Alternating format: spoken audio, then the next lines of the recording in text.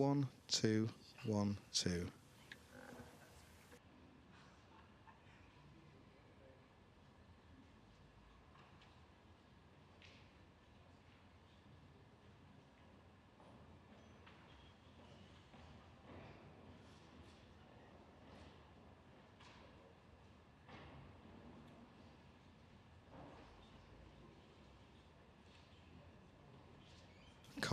Commentary.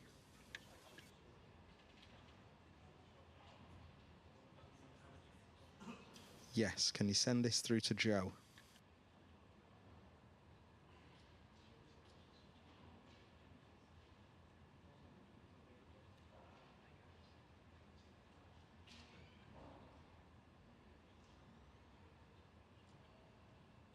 Can we stop bubble?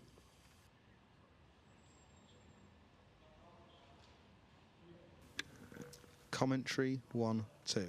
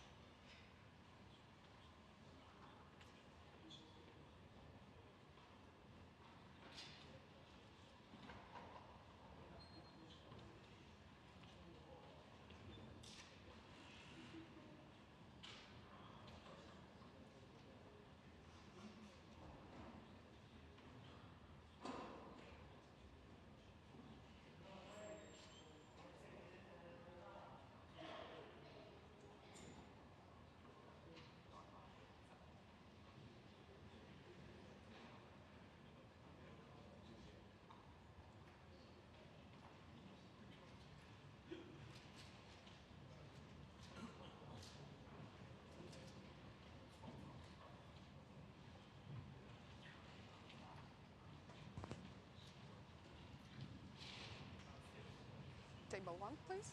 In the middle, yeah.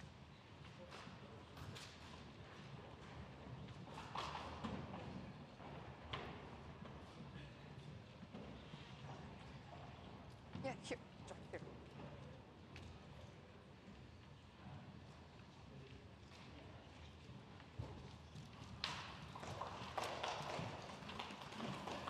Hello, good afternoon. Once again from Wigan, the qualifiers continue for the Victorian Plumbing UK Snooker Championship. What a dramatic day it's been already. We had 3 deciders this morning. Stuart Bingham against Liam Pullen. Elliot Slesser on the black, 6-5 against Pushki Reves. And from 4-0 and 5-2 down, Zach Surety beat Martin O'Donnell. So already plenty of drama. And we've got a very interesting match for you here on Table 1 this afternoon. Jack Lisowski, who of course has been crossed off forever, that list of the best players not to win a ranking title. He won the Northern Ireland Open just a few weeks ago. Great moment that was for him and indeed in the sport. He's up against Louis Heathcote, who is a very dangerous plotter, and I think this is going to be a very open match. There's quite a few people in watching, as you can see. and we're looking forward to bringing you this live coverage here this afternoon. You're all very welcome. Let's see who progresses to Judgment Day. The winner will play the winner of the match on table 7, Aaron Hill and Long Zhihang. Jack Lisowski feeling great, of course, after breaking his duck. Of course, he'd been in 6 finals.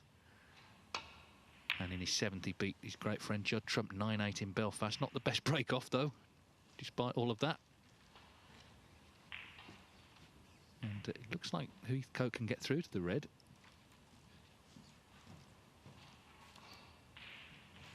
Louis Heathcote from Leicester, fine snooker city, 77 in the world, but this is year 1 of a 2-year card. So no thoughts about end of season rankings and all that.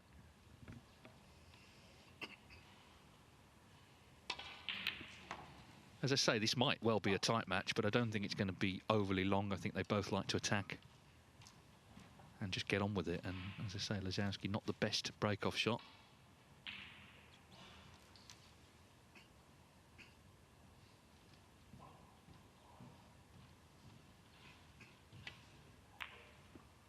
It's been a really incredible start really to the qualifiers. Of course, we had Liam Pullen's maximum on day 1. We had Chang Bingzhu's yesterday. 6. Michal Shabarchek, the 14-year-old, still going. All the deciders this morning and all the rest of it. So plenty of drama, I'm sure, for the rest of the day, and indeed over the 2 judgment days, tomorrow and Thursday. But Louis Heathcote, 7. as with any player, just looking to settle down. He knows this is a tough match. He's playing someone not only incredibly talented in Jack, but someone full of confidence right now after that Northern Ireland Open win. So Heathcote looking to get in and do some damage himself. As I say, he likes to attack. He's working also, though, with Anthony Hamilton, who, of course, has retired after a long career, 34 years on tour, and maybe that's the little element that he's been looking for, a bit of steel from an experienced player, maybe mixing it a bit more. But his natural game is certainly to take his shots on, and that's what he's looking to do early in the match here.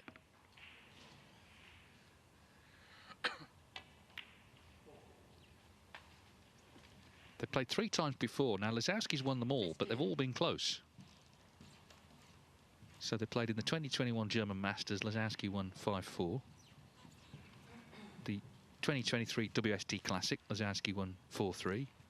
And the International Championship, in fact, this season, out in China, Lisowski there in Nanjing won 6-4. In fact, Lisowski made 4 centuries, but it was only 6-4. So they've all been close.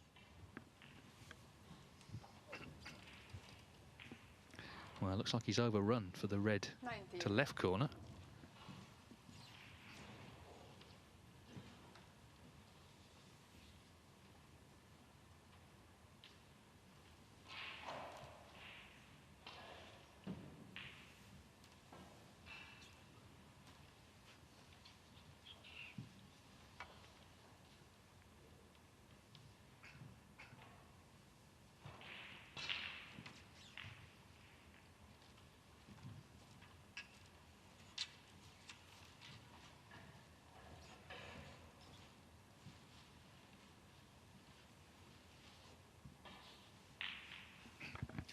So it's a bit of a stretch for this one to right corner.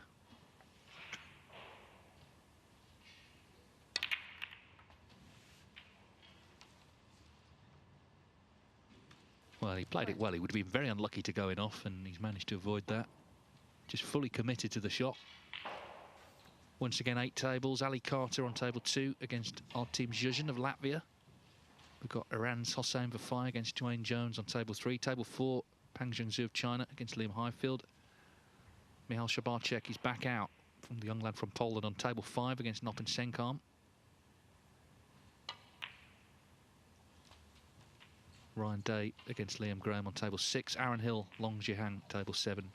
Ricky Walden, David Lilly, table 8. 25.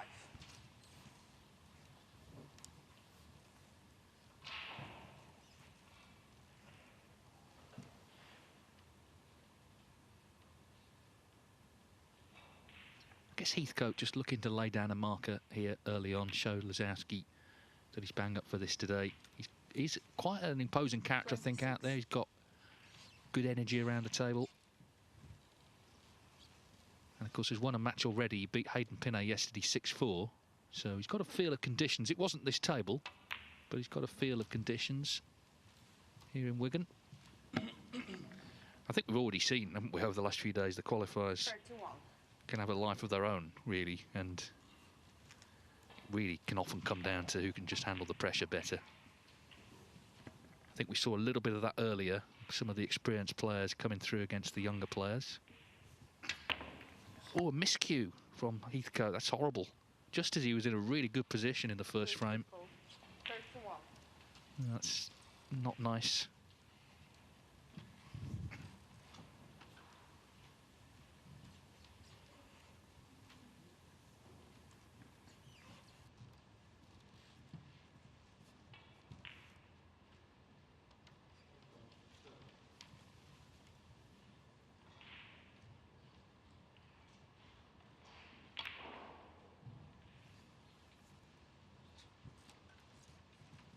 Lisowski unable to capitalise though, and in fact he's left that same red on, so Heathcote, with plenty of chalk now on the tip of that cue, can resume. 31 in front.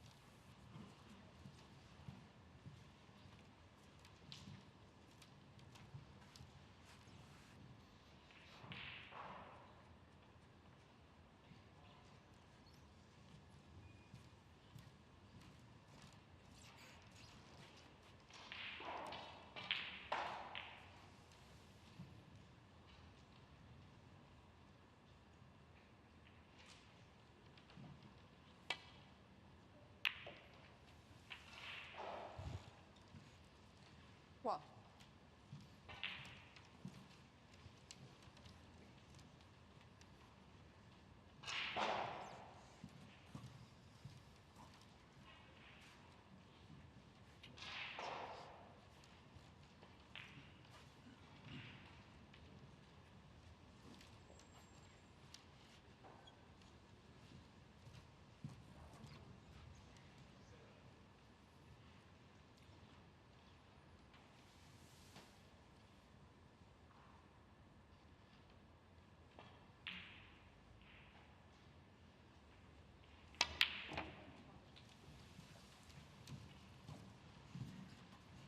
Well, she couldn't get too close to the next red. 3.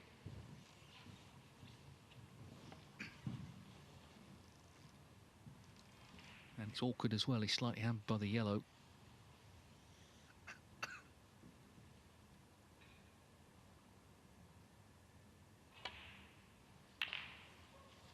But he's a very confident potter. He's got a pull background, and saw him there, no flinching from taking that one on.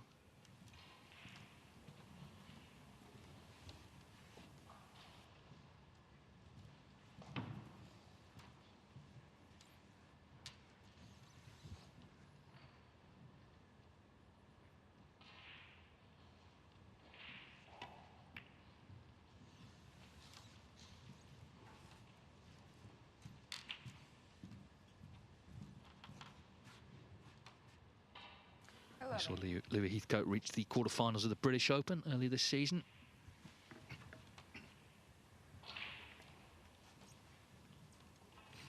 We'll see, obviously, how the matchup with Anthony Hamilton pans out, but I think it can only be a good thing. It might just give him that little bit of extra,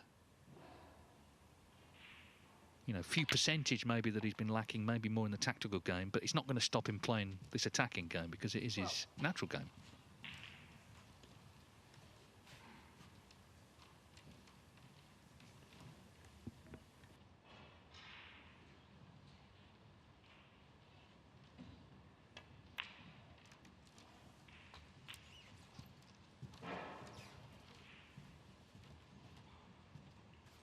Seventeen.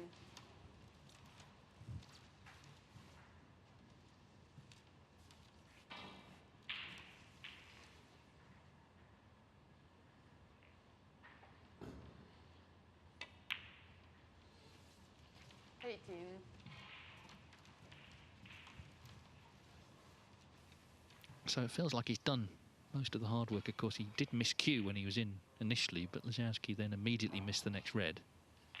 56 the lead with this black. So a couple more reds, and in short order, he should be 1-0 up. 25.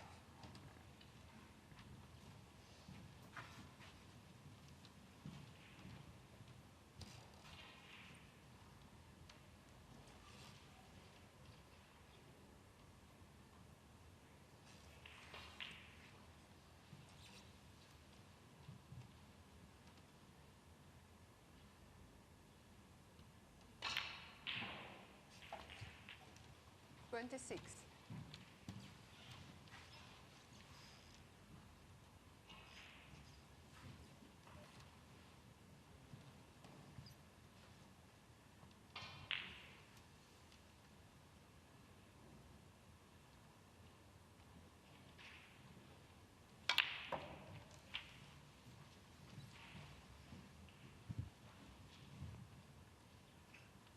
33. This is the ball then that should put Louis Heathcote 1-0 up.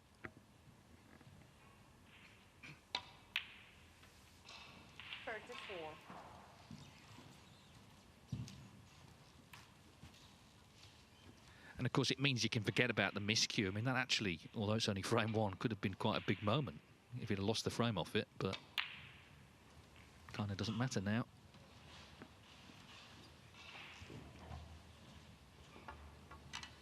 Lisowski played a bad break-off shot to initiate the first chance for Heathcote and then missed the red when Heathcote did miscue.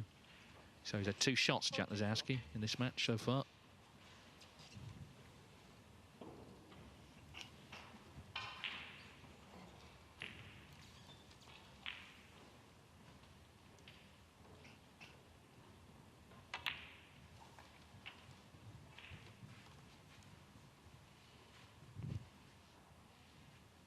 Forty-nine.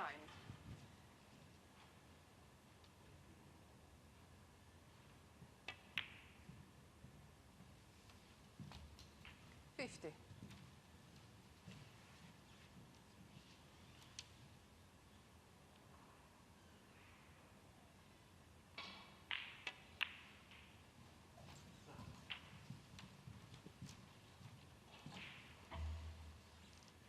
57.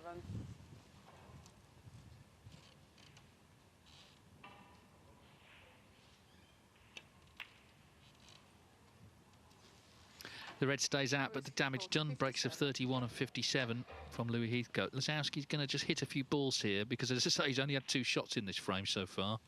So maybe just clear these up, just get used to conditions. It's quite a mature approach. Just to get going, get his cue arm going here. Of course, it's still best of 11, and remember, this is round 3, so they're playing to get into the final qualifying round, Judgment Day. Lisowski's actually got a good UK Championship record. For the last 5 years, he's reached at least the quarterfinals.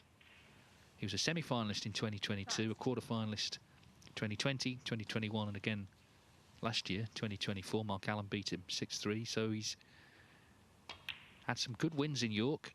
He had 4 centuries in a row one year against Sean Murphy, but this frame, of course, has gone, and he has now conceded it. Just having a little quizzical look at the cue ball, something on it maybe, giving it a little scrub. But the frame has gone to Louis Heathcote.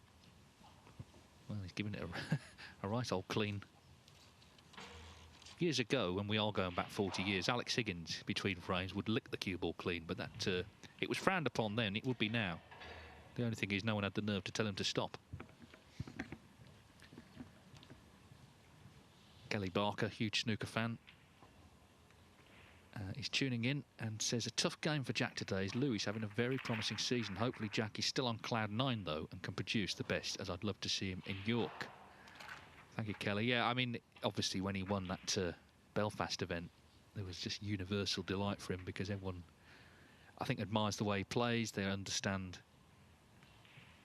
the fact that he hadn't won a tournament. You know, his father passed away earlier this year, so it was a bit of a fairy tale and just a really beautiful moment, I think, when not only he won the tournament, but the way he spoke about and to Judd Trump afterwards, it was one of the real highlights of the season. But that's gone now. Of course, he's got to knuckle down in this match because didn't make much of a contribution there. Second frame. In frame 1. Louis Heathcote to break.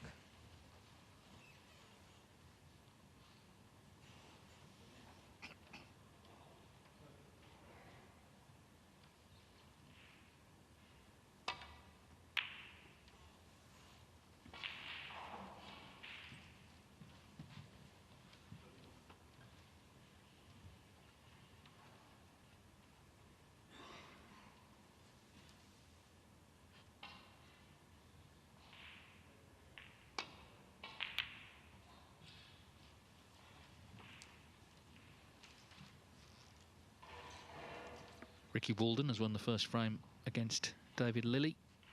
It's out on table 8.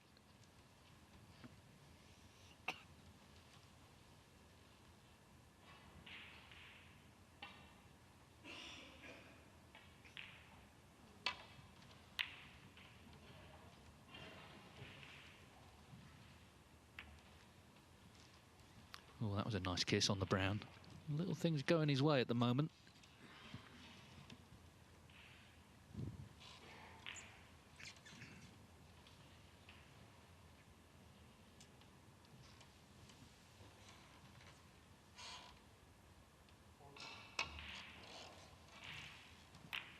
Foul. And a miss. And Lisowski's hit the pink, but it won't be going back because he's left a red to middle, so nothing has gone Jack Lisowski's way yet.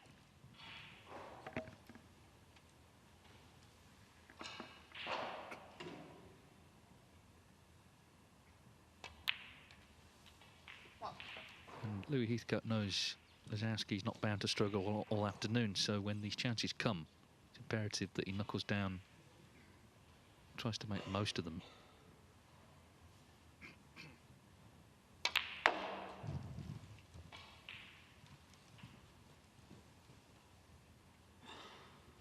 Six.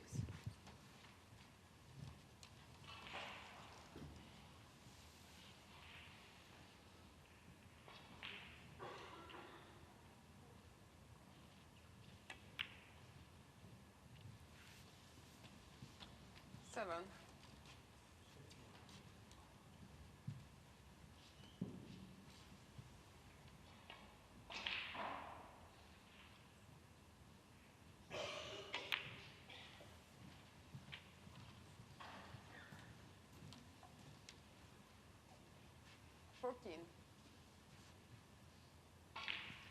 So, off the black, looking to get the reds open. Well, he's gone up for blue to do it from top side of blue. 15. Either way, it depends on what sort of split he gets.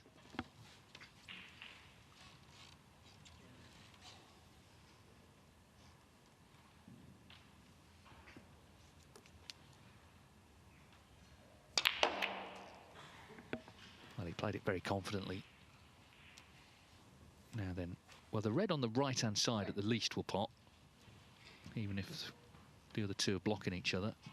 So he is on one.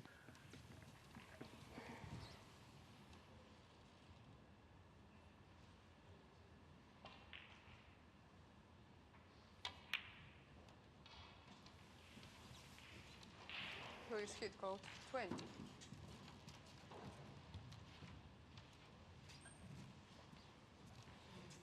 Not in note, as you saw, so Lisowski's first real chance to get something going in this match. Did miss a red in the previous frame, but hasn't missed that one. Wow.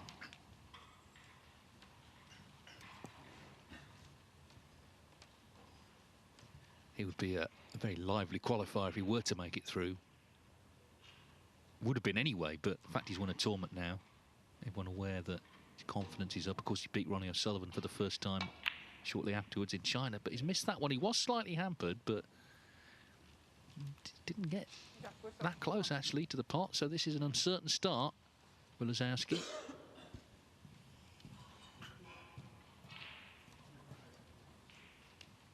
And another frame finish, table 3, Dwayne Jones, 1-0 up on Hossein Vafai.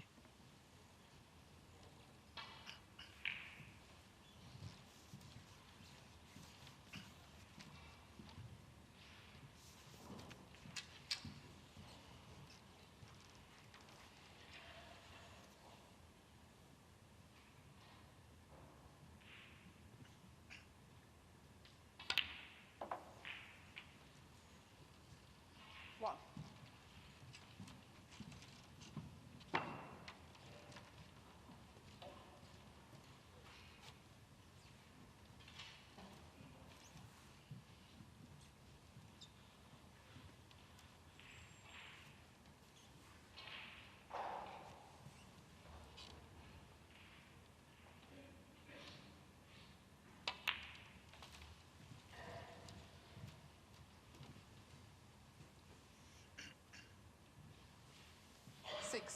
Carter in the background there. He's on table 2 against Artem Zhuzhin of Latvia. They're still in the first frame.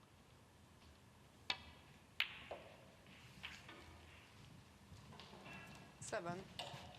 It's a big match that for Zhuzhin. As I say, it's been a difficult morning for the younger brigade because we had Liam Pullen and Buska Reves losing in deciders.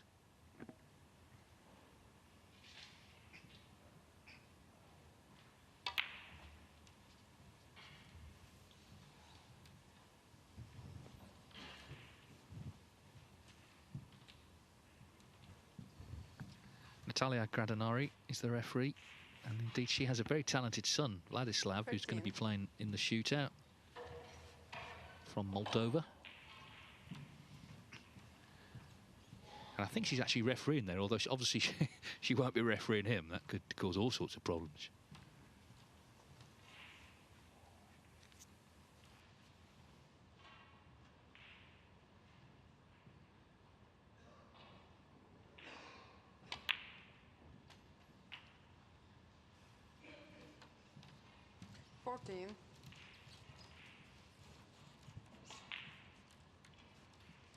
Well, if he was looking to get an angle to go into the reds, he's not really got a great one, you've got to say. He's just off straight.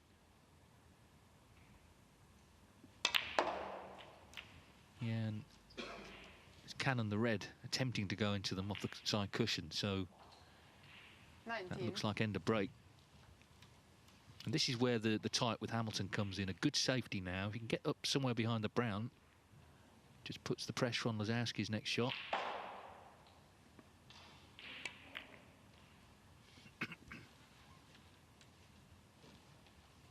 Got a 44-point lead. 19.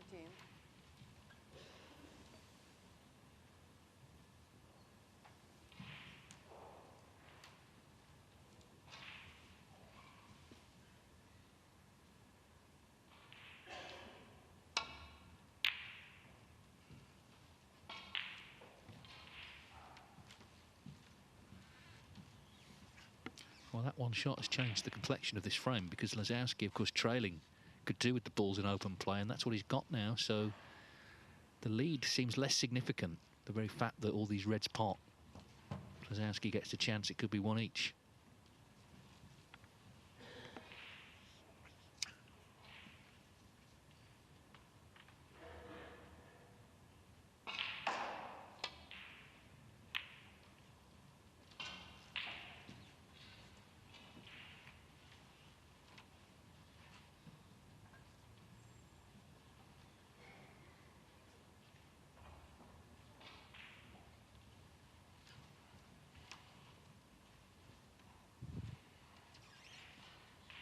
Well, this is a bit of trouble, isn't it? He seems basically snookered on everything.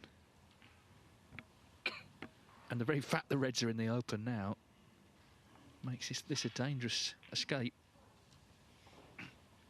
Looking to play maybe the 2 cushion glance. He's glanced the pink. So they'll be playing that again. Louis Heathcote. Heathcote's not even going to get out of his seat here. That'll be going back. I mean, it's early days, but this is a bit of a nightmare start, it's got to be said, for Lisowski. Nothing's really gone his way yet.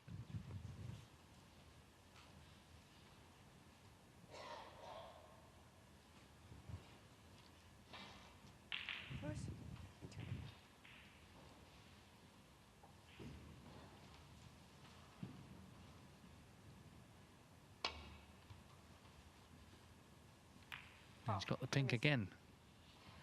Now then, this could be a free ball. Don't think it is, no, because you can see the red on the right-hand side, but it'll be heading back again. These points all mounting up.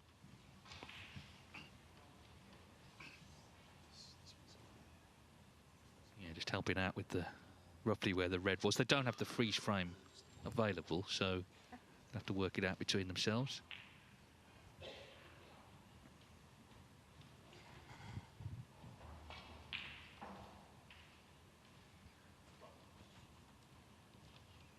Can see full red. Oh, and I can see one full, so he's going to be warned here that it's loss of frame if he doesn't hit one. There is a full ball contact. I don't think he realised. Well, this is getting even more of a nightmare for Lisowski because he's got to hit a red now.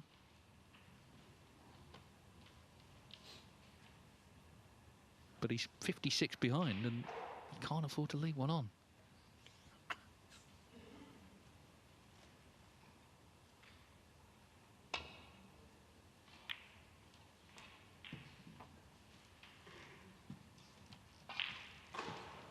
Yeah, I mean, it was imperative, of course, to hit one, otherwise it was 2-0, but it might be anyway.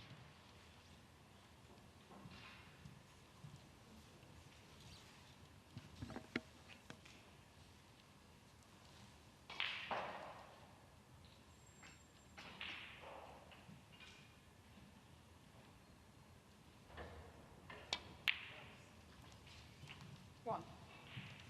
So Louis Heathcote making all the running in this match.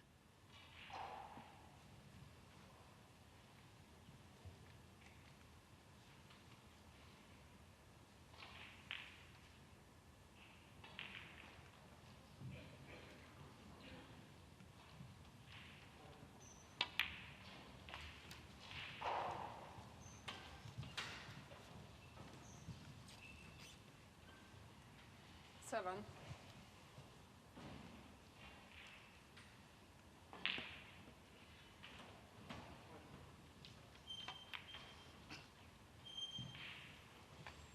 Eight.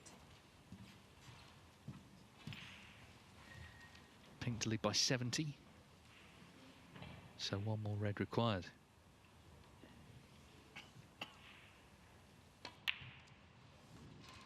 And really, from the first shot of the match, it's gone wrong for Lisowski. He played the break-off shot in frame one and left a red to left middle. 14.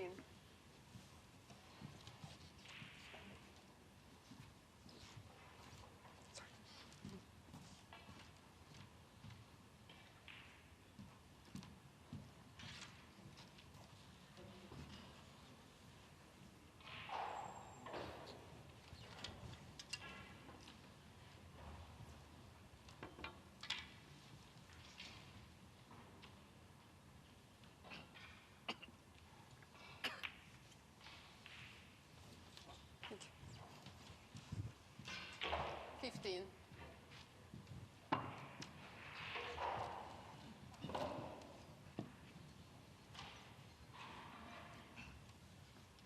Dream start then for Leicester's Louis Heathcote.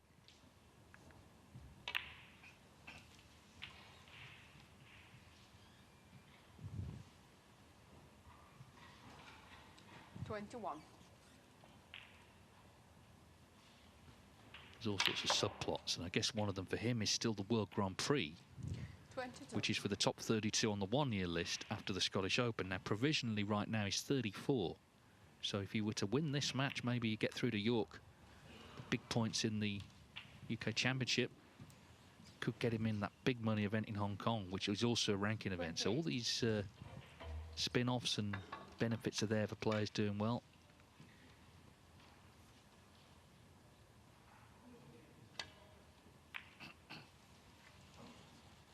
Fact is, he dominated the first two frames, and in just under half an hour, he's taken a 2-0 lead over Jack Lisowski, who really needs to pull his socks up here.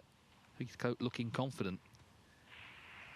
Had a tweet here from Matthew Scott. He said, "I'm really enjoying the commentary on the match. Adds so much to the enjoyment for the viewer." Thank you, Matthew. He says, a question. Phil Yates mentioned earlier, Liam Pullen, although losing, will have stacked up a load of ranking points. Could he let us know how many they get for each qualifying round? Well, indeed. Well, the complication there, Matthew, is that if you're a seeded player, in this case Jack Lisowski, so it's your first match in the tournament, if you lose, you don't get any. So you need to win a match to be guaranteed points. So the players who won their first match are guaranteed 2,500. Losers in this round, apart from the seeds, 5,000. So Liam Pullen, of course, he'd won matches already, so he gets 5,000 ranking points. It's 7.5 in the last 48, and then guaranteed 10 if you get to York. It goes up and up, and it's $250,000 to the eventual winner. Of course, that's all prize money as well. You do get your prize money if you lose the match if you're a seed, but you don't get your ranking points. So, for example, the top 16 on Saturday, when the action begins, they are under it a little bit to win that first match. It's a big difference between no points and 15,000, which is the difference between winning and losing. So hopefully that answers your question. In terms of the other scores right now, They're still in the first frame, Ali Carter and our team Zhuzhan on the last red. Carter 25 in front. Dwayne Jones 1-0 up on Hossein Vafai. Liam Highfield 1-0 up on Pang Zhengzhu. Michal Shabarchek, of course, 14, the youngest player on tour.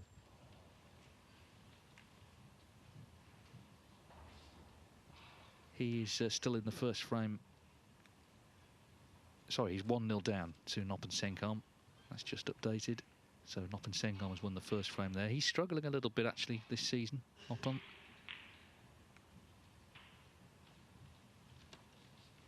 Liam Graham, shootout runner-up last year, leads Ryan Day 1-0. And Aaron Hill and Long Zhihang, of course, the winner of that one will play this one. Long has won the first there. Jack Lisowski to break. Jack Lisowski, well, first things first, needs a better break-off shot than in frame one. Because really, since then, he left that red to left middle. Nothing's gone right for him.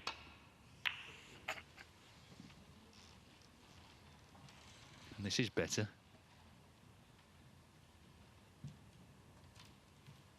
Long way to go. It's best of 11, of course, to reach Judgment Day, which will kick off tomorrow. And we'll conclude on Thursday. There'll be 4 matches in each session from 1 o'clock and 7 local time.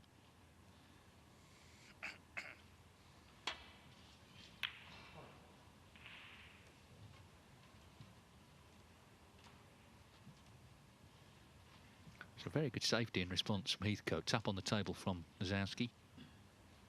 Good crowd in as well. Nice to see a bit of an atmosphere here. Always helps the players to perform.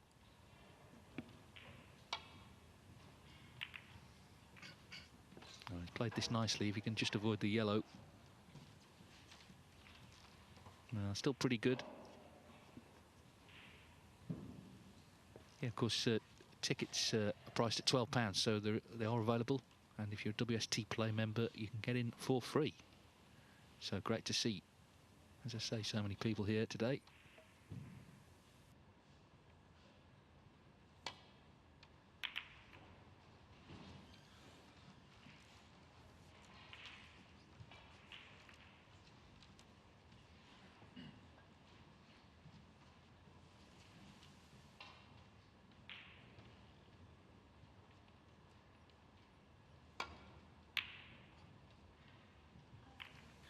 Well, wasn't too close to that one.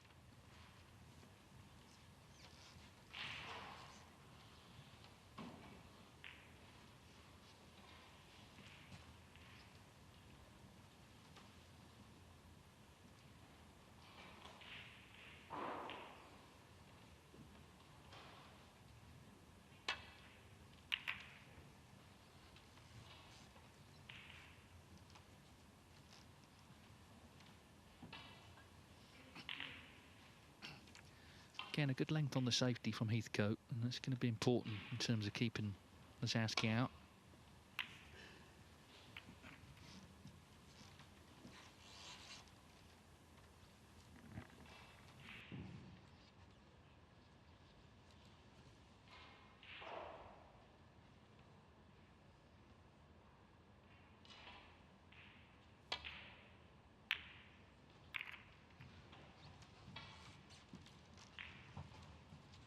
And again, another good safety.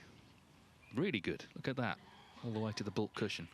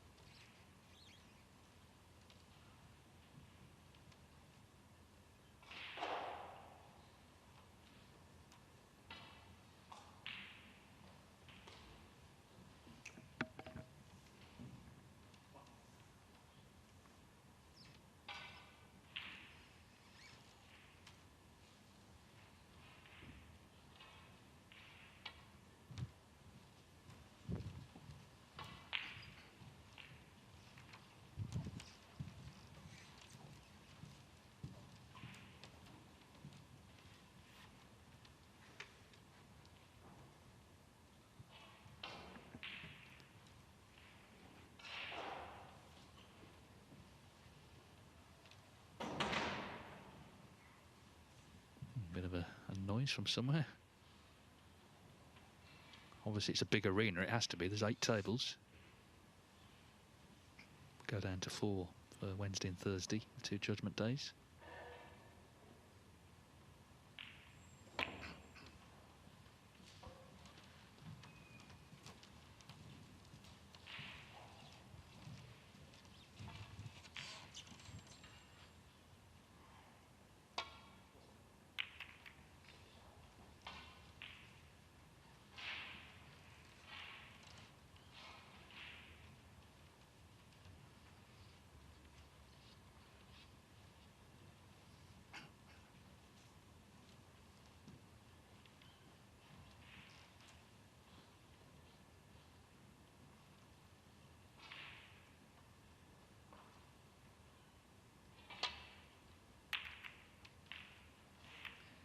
this time he's caught the red attempting to come back to balk, so that is a clear error, and now a good scoring chance for Lisowski to finally get going in this match.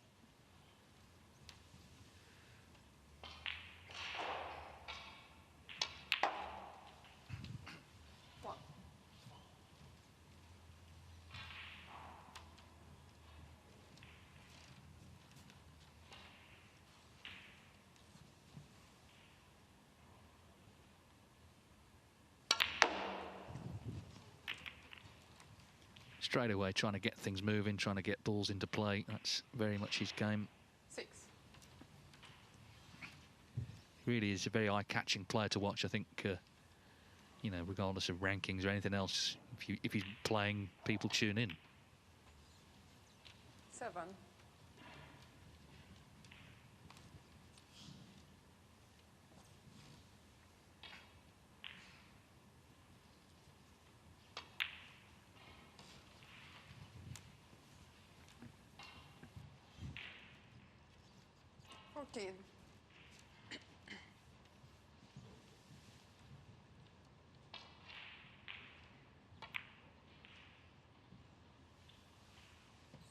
Well, that's a concern, 14. because that was his best chance so far, and he made just 14 from it. He's not quite at the races yet.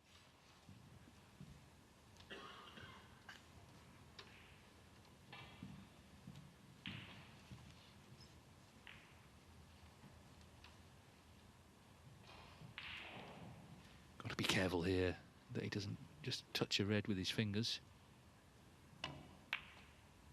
No problem. 1. Well, he's going to be going into the reds here, but I feel he'd be unlucky not to be on one. But always with this shot, of course, don't forget to pot the black.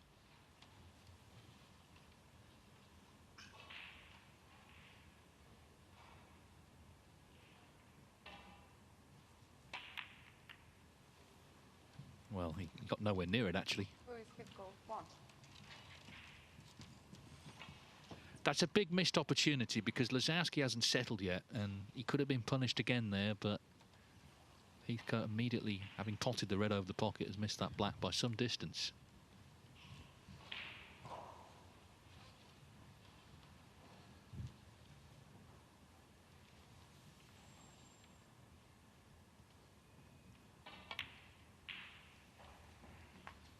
What?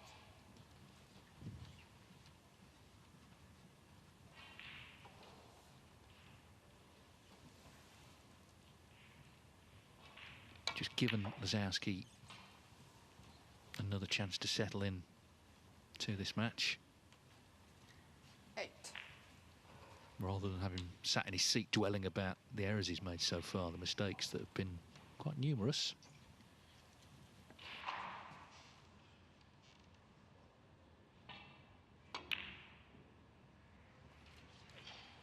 9.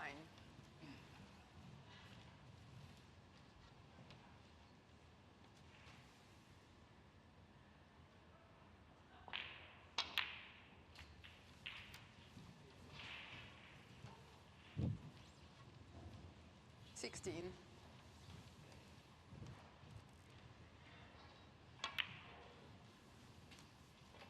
17.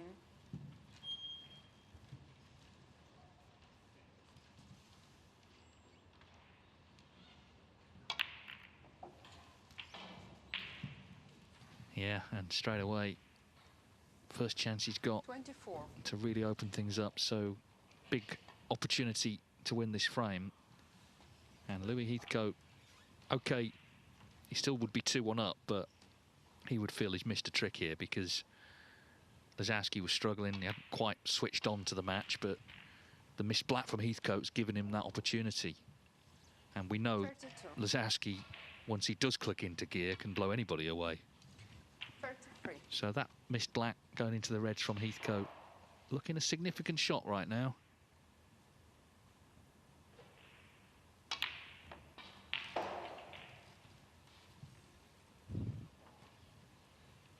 40.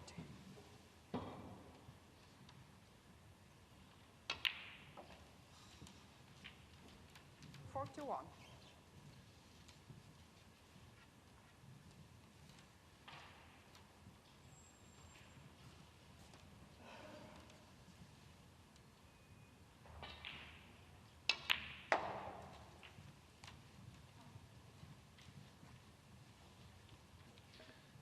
This still needs good cueing. He's further away from the red than ideal. But no problem. He played it 47. as if he absolutely all day long fancied getting it.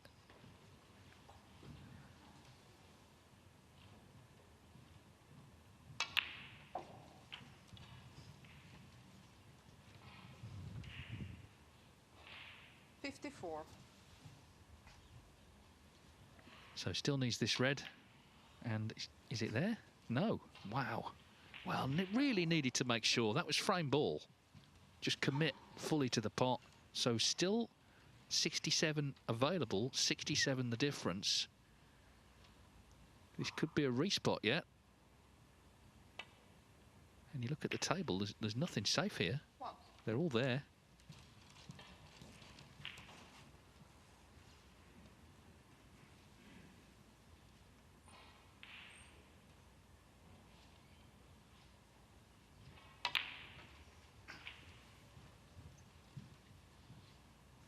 Needs blacks, remember, with the 5 reds and the 6 colours to tie the scores, and it's a respotted black.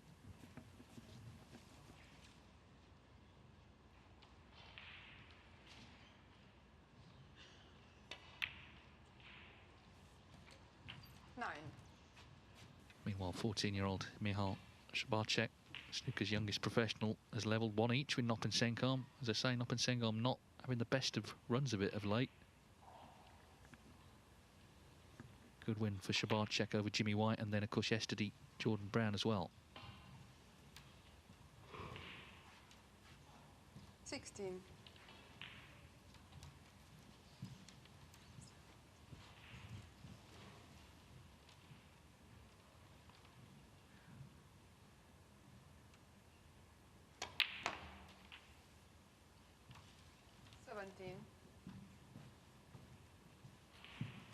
Brian Day's levelled up with Liam Graham, 1 each. Ali Carter, our team judge, and still in the first frame. There's 12 in it. They're on the pink and black. Carter in front. As Heathcote attempts to really punish that missed red from Lisowski. It was frame ball. He just needed to make sure of the red, but didn't pot it. 25.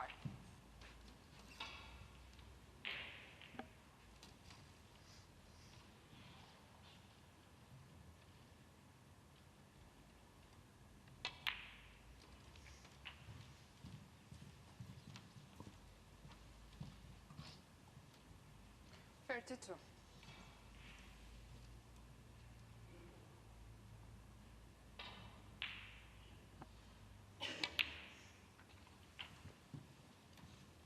Thirty-three.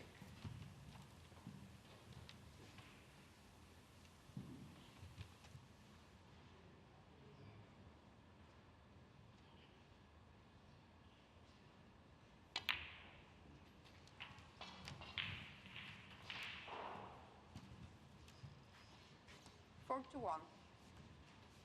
Sorry, 40.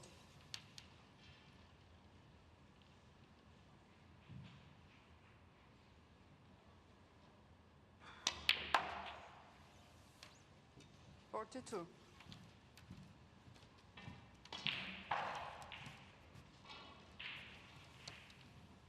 Well, I thought it was a big moment when Heathcote missed that black, but it's an even bigger one for Lisowski to miss the red if Heathcote clears here for the respot. 45.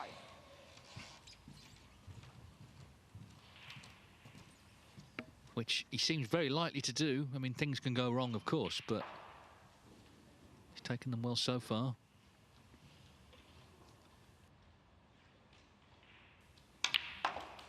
Ali Carter won that first frame against Artem Zhuzhin of Latvia on 49. the pink.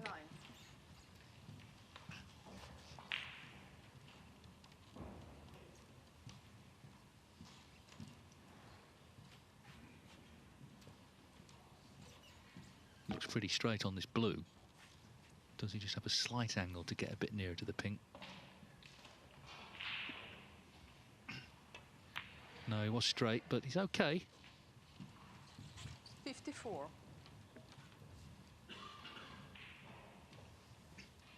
Pink and black, and it's a respotted black finish to frame 3.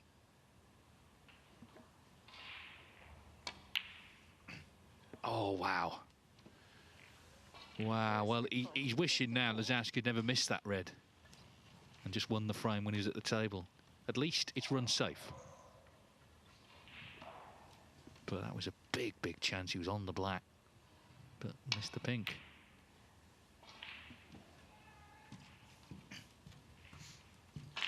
Drama wherever you look in these qualifiers.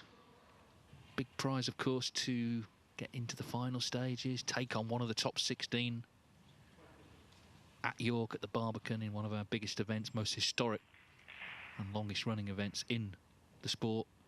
So a lot of pressure out there. Now, where's this? This is close. This is very close. It's in. Wow. But what about the black? Does he try and cut this black in? And after all, it's a respot.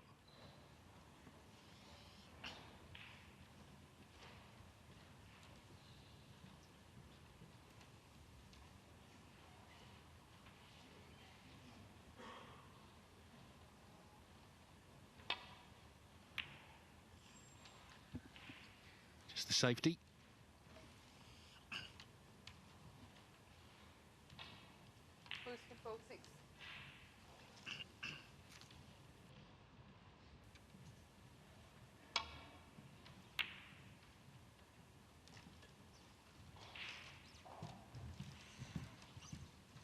Well, this is a chance. He's got to be careful of in-offs. He's coming to look at the potting angle.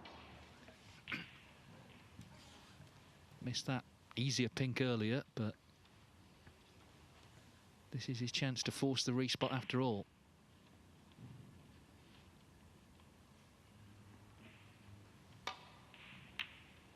And in it goes. He's played that really well.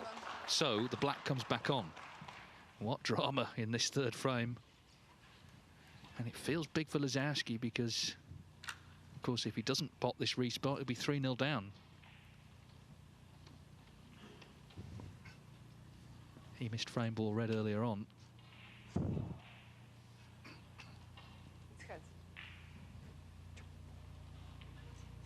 Lisowski's been put into bat.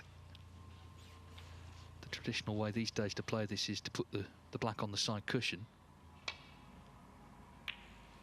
Like that.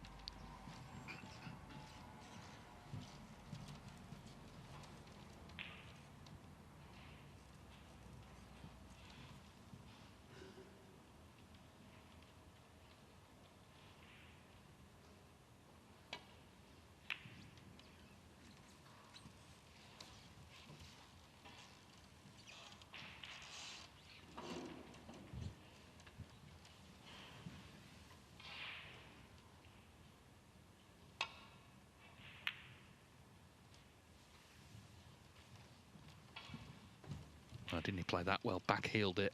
It's got the full length of the table between them.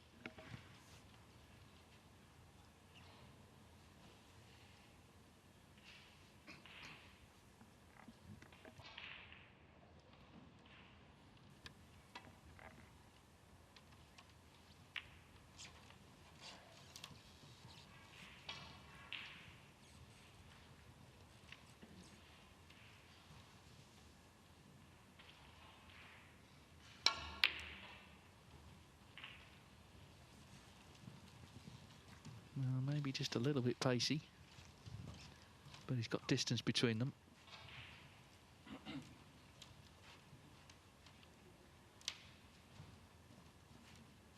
This the 6th shot of this respot exchange, 3rd for Heathcote.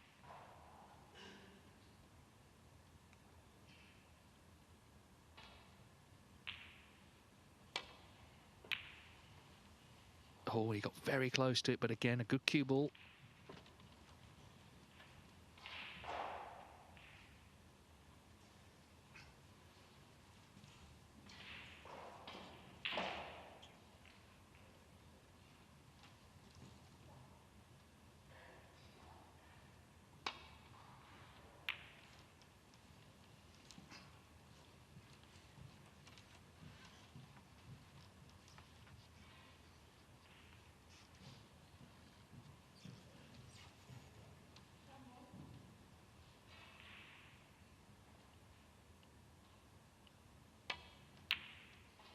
Well, where's this white? Oh, where's this white? Oh, disaster for Louis Heathcote. That's end of frame. Jack Lisowski, without having to play another shot, has won his first frame. Well, that was an extraordinarily dramatic few minutes. And in the end, frame 3 goes to Jack Lisowski after Louis Heathcote goes in off. Well, I did say at the start it was dramatic, this qualifying competition, and although it's been a quick match, it's been already plenty happening. But that was a bit of a sickener, having potted such a good black to force the respot to go in off. The worst possible result for Heathcote.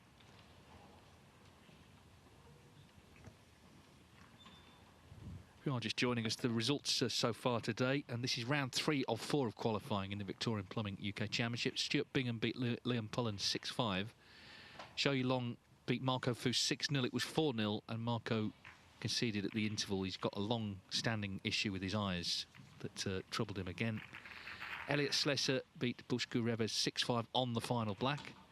Joe O'Connor beat Stephen Hallworth 6-4. Jamie Clark, who's not on tour, of course, he's playing as an amateur, but he beat Matt Selt 6-2. Ben Wollaston beat Lou Hongyu 6-2. Zach Surety beat Martin O'Donnell 6-5. He was 4-0 and 5-2 down. And Scott Donaldson, really good win for him, 6-1 over Anthony McGill, the British Open runner-up. Tonight we've got the likes of Zhang Anda, Jack Jones, Lepe Fan, Tom Ford, Tepchara Nu, Hergrove Changplay, Stan Moody in action. Schuster, Jimmy Robertson, other seeded players there. Frame 4. But right now, what's going to happen next in this match?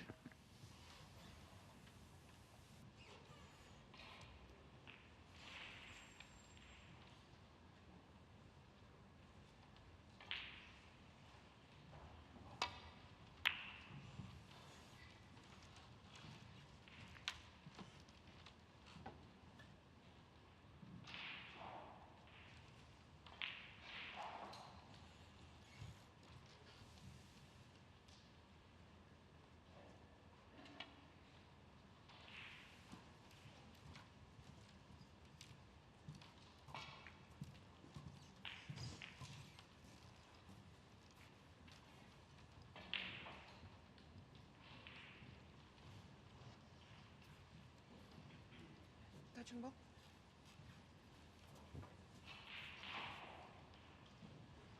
Put it this way, if Lisowski could get to the interval 2-2, that would be a massive result for him, because Heathcote's been the better player, but that is still a possible scoreline.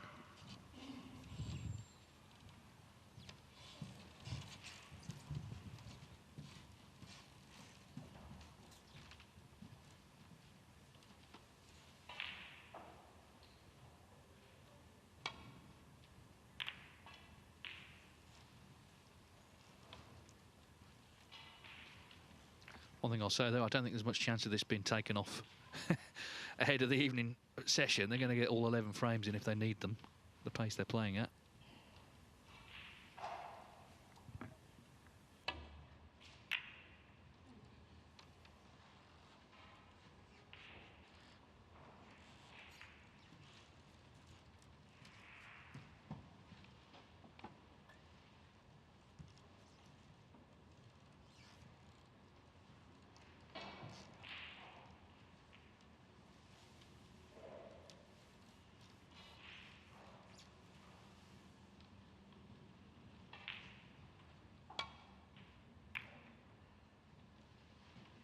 He wanted to take the red on to left corner, but he was hampered a little by the yellow. Played a good safety instead.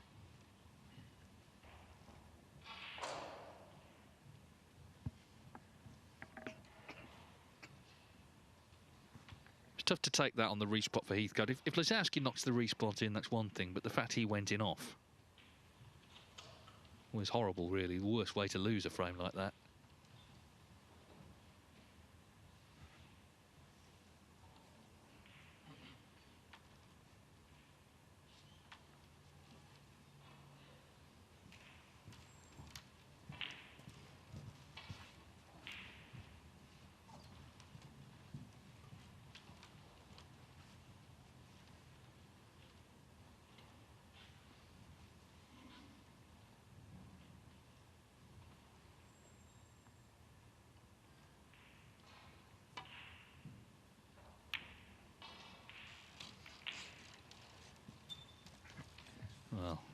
good. Not good.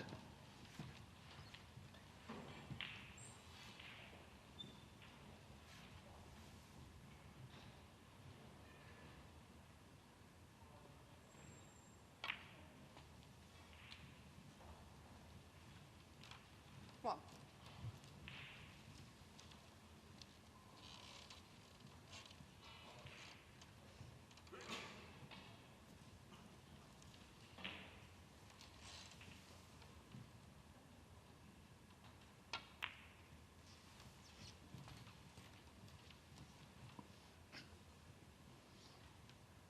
Six.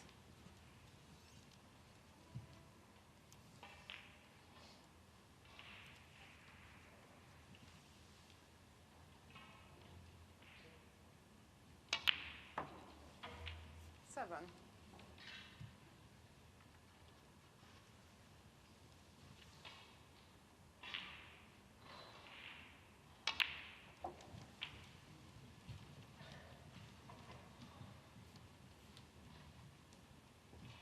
Fourteen.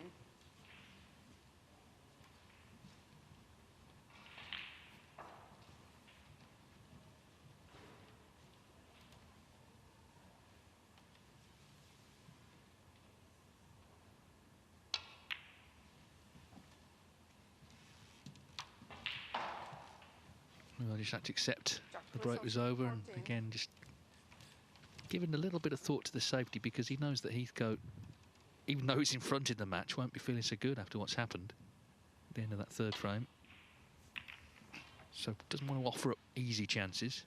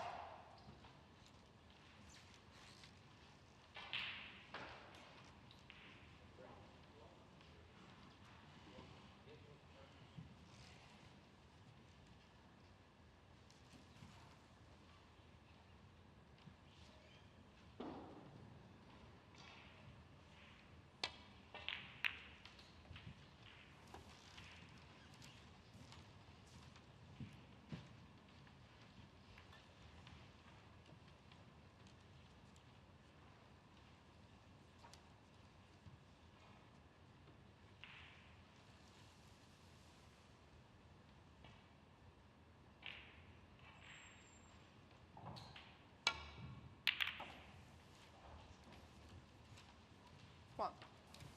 Well, he's not on the black. So it looks like end of break. Yellow ball. But again, just trying to nail Heathcote in a spot of bother here. Jack Lisowski, one.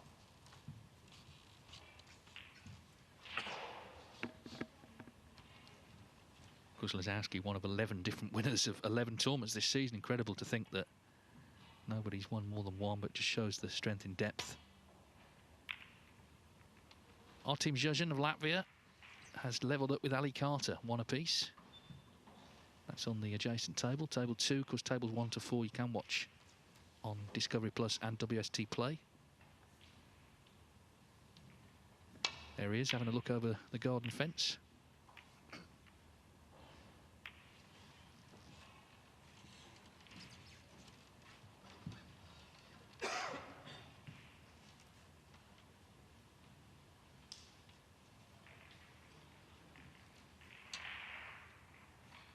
Longjiang 2-0 up on Aaron Hill, and the winner of that match plays whoever comes through this one.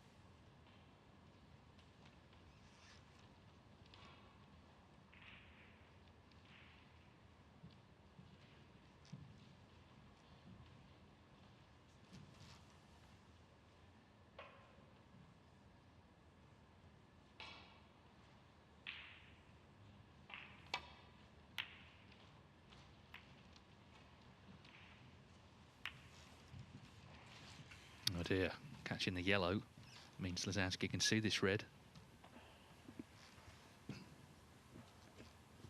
In a match with two talents like this, the safety is very important in terms of preventing players getting in, but Lisowski's missed it. Wow, seemed unlikely he was going to miss that. Played it with pace, just sort of holds his hand up because he's ended up okay cue ball wise. Seems a rather tense match now. I think that in-off on the respot in the last frame, the fact it went to a respot, just brought about a little edge of tension, even though it's still relatively early in the match. I always think with matches like this, you know, if you say to Louis Heathcote before play starts, it's going to be 2-2 at the interval, he'd probably say, OK, fine, that's nothing wrong with that. But having been 2-0 up with a chance for 3-0, if it ends up 2-2, I think he'd be disappointed.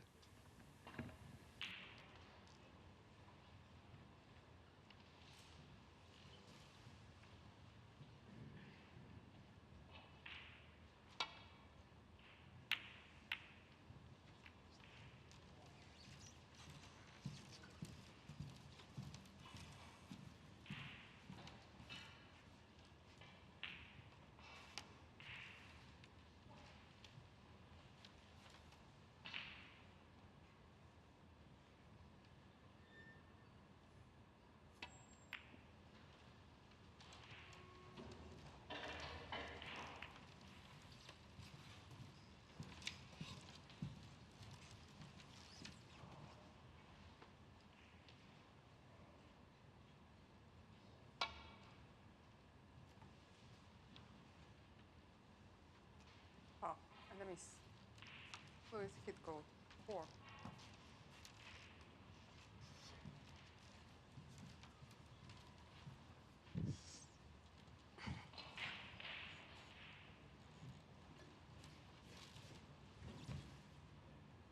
Ryan Day, who always seems to be a stalwart of various judgment days in the World and UK Championship. He's 2-1 up on Liam Graham now. He lost the first, but he's won the next two. Just a slight adjustment needed here with the cue ball.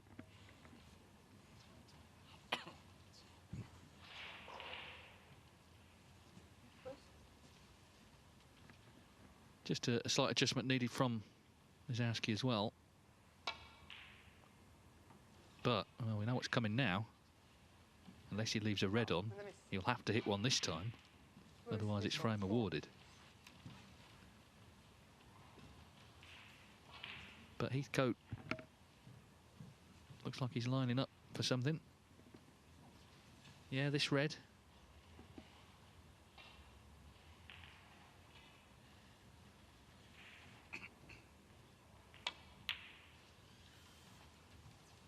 One.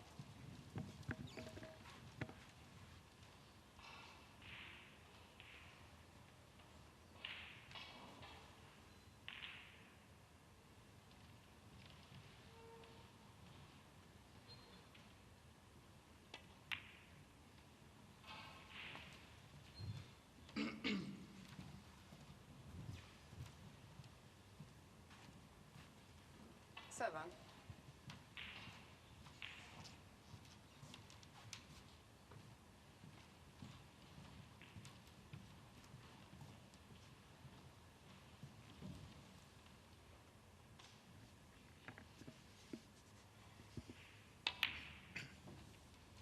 Eight.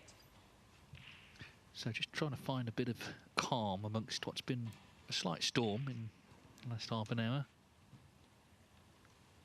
3-1, obviously, he would feel a lot better about things because he has been the better player of the two.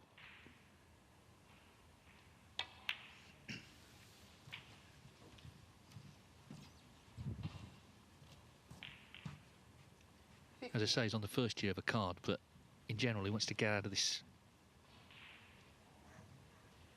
cycle of every couple of years ending up, you know, on the cut-off. Does he go to Q school? Doesn't he go to Q school? Get out of that, bet himself in, try and climb as high as he can. And we've seen, of course, in recent times that players from the middle rankings, they can come out the pack and win tournaments. It's happened.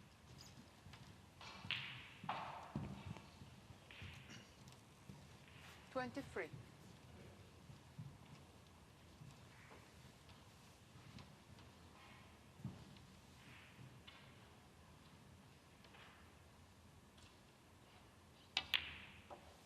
$24. Just has to guard against an unforced error, because if he were to slip up here and it does end up 2-2, that's actually quite an uncomfortable interval, I think, for Louis Heathcote, having made so much of the running in this match.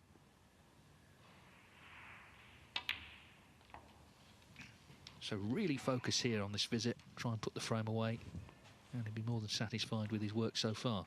31.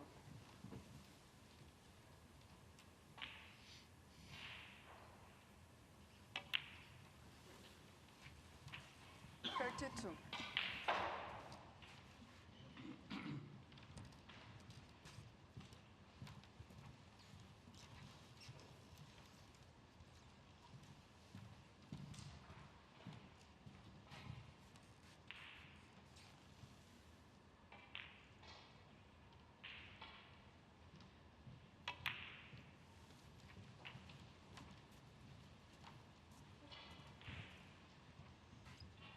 $38.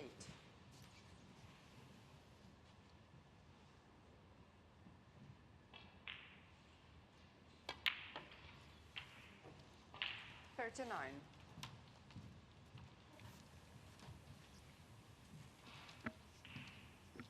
Been popular this with the viewers for sure. We've had over 300,000 views already across the last couple of days. Well up on last year.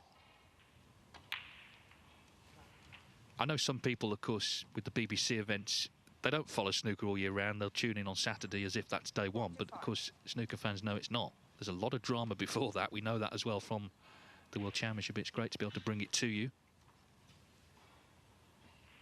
Show you how the players made it through to York. Or indeed didn't make it through. 46. Heathcote, I think, has really knuckled down here in this visit. You can see him really focusing hard. And not much more to do with these loose reds to make it 3-1, and that feels like a fair result. Of course, he still would have regret about the in-off on the respot in frame 3, but in general, he'd be happy enough at 3-1. Just a little short here on this pink. Still Still needs another red after it.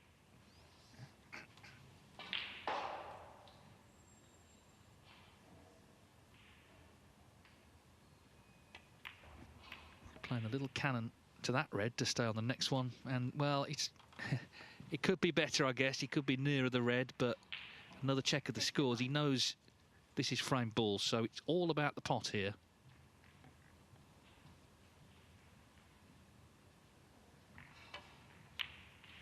And in it goes. 60. Good start then from Leicester's Louis Heathcote. Jack Lisowski, I guess, was quite a big favourite coming in, having finally broken his title duck, winning the Northern Ireland Open.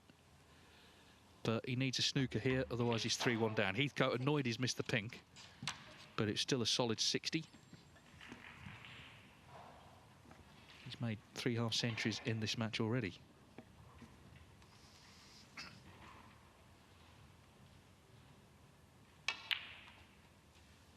Wow.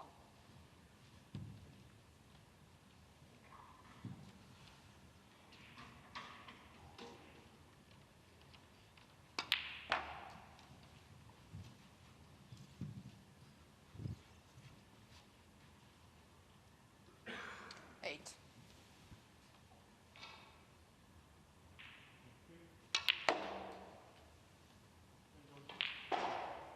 Nine. Well, he can take the pink. It would still be 1 snooker needed, but he'd need a black off the red.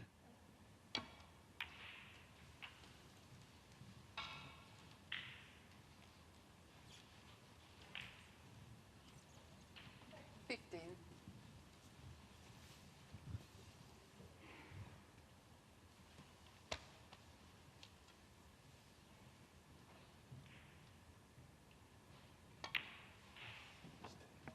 Well,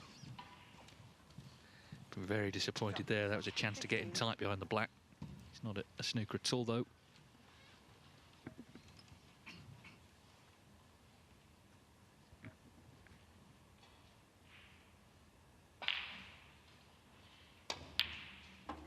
And Heathcote powers the red in, and that is that. It's the interval. It's been very, very interesting. Louis Heathcote came out swinging first couple of frames, had the chance on the respot in frame 3, went in off, but has won decisively the 4th. So it's 3-1 at the interval to Louis Heathcote, and the players will return in 15 minutes. We're going to look back now during the interval at one of the iconic moments of the UK Championship. There'll be many. This is 1993, when a certain 17-year-old Ronnie O'Sullivan announced himself on the world stage. Ronnie O'Sullivan to green.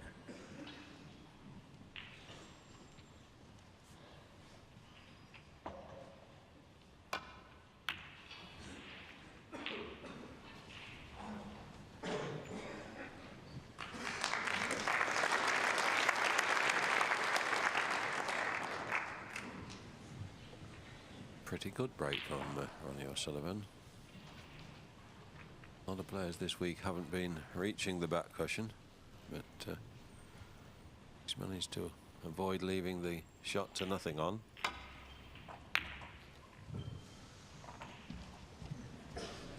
That's a bit shorter pace from Stephen. And this is a half chance.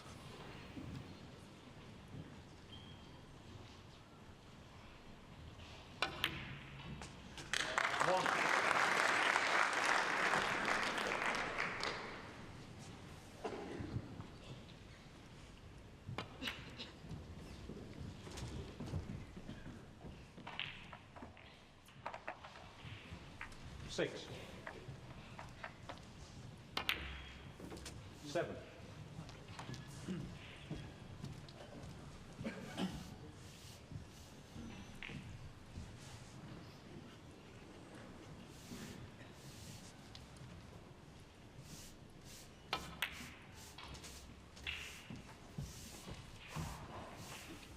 12. 13.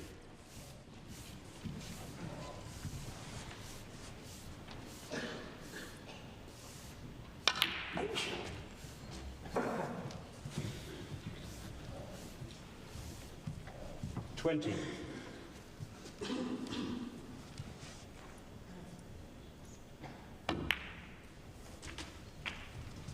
21.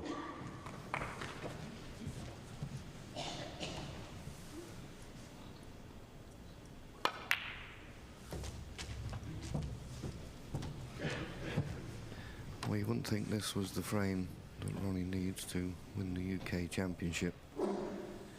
Playing this so fluently and so well. Pink spot not available. It'll have to go as close as it can in direct line with this top cushion. Cause Ronnie a problem. And in fact, the fact that it didn't go on its spot may have been read further up. 28. Choices now. Cannon into the cluster. It's not too bad. I think he's got it ready into the left centre. Now this is a big shot. It's a good one. 36. And now it's there for the taking. And he's made it himself.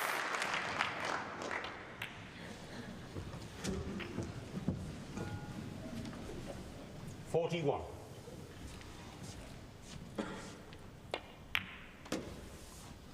42.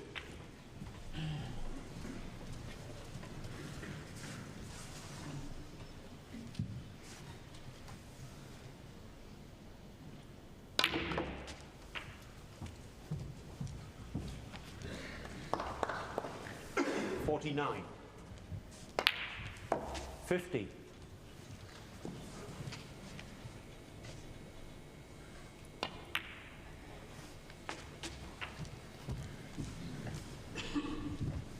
57. 58.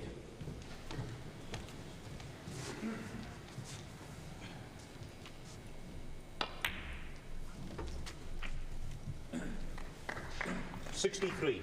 So a red and a blue. Or a black. 64.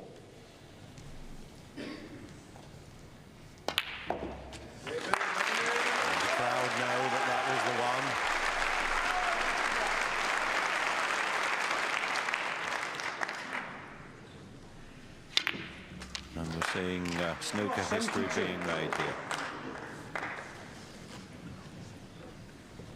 Stephen Hendry, 18 years and 9 months, was the youngest winner ever of a ranking tournament. Grand Prix. This young man is not 18 yet. And like all great players, John, he's finishing in style. I'm sure we're going to see so much of this young man in the next few years. Yes, that goes without saying, and I'd just say, to the manner born, he's relished it. Stephen Hendry will shake his hand. I know he admires Ronnie's play. We all do. A wonderful, wonderful exhibition by this young man. Ladies and gentlemen, his first ever major tournament, the Royal Library Assurance UK Championship, and he's done it in so much style. 10 frames to 6.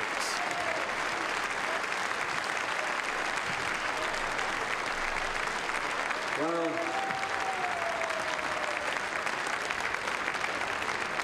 ladies and gentlemen, right now I'd like you to welcome the presentation party consisting of Gordon Scott, the chairman of Royal Library Assurance, accompanied by the chairman of the WPBSA, Mr. John Spencer.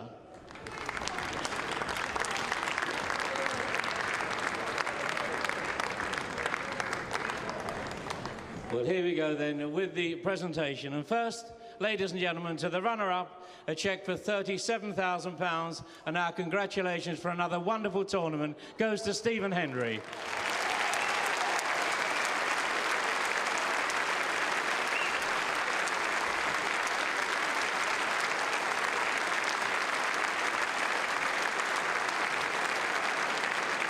And ladies and gentlemen, to the winner, a cheque for £70,000, the trophy and the title of the 1993 Royal Library Assurance United Kingdom champion, Ronnie O'Sullivan.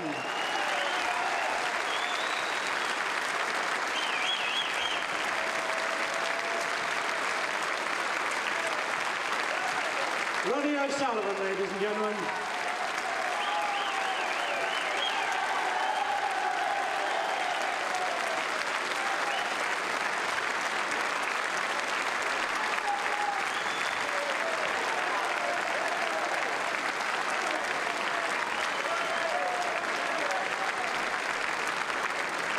So, right now, I'd like you please to put your hands together for a young man who's made this quite a memorable final. He's a great player. He's won 17 major titles himself, and as we ask him to leave the arena, ladies and gentlemen, your appreciation please for Stephen Hendry and the presentation party. Thank you very much indeed.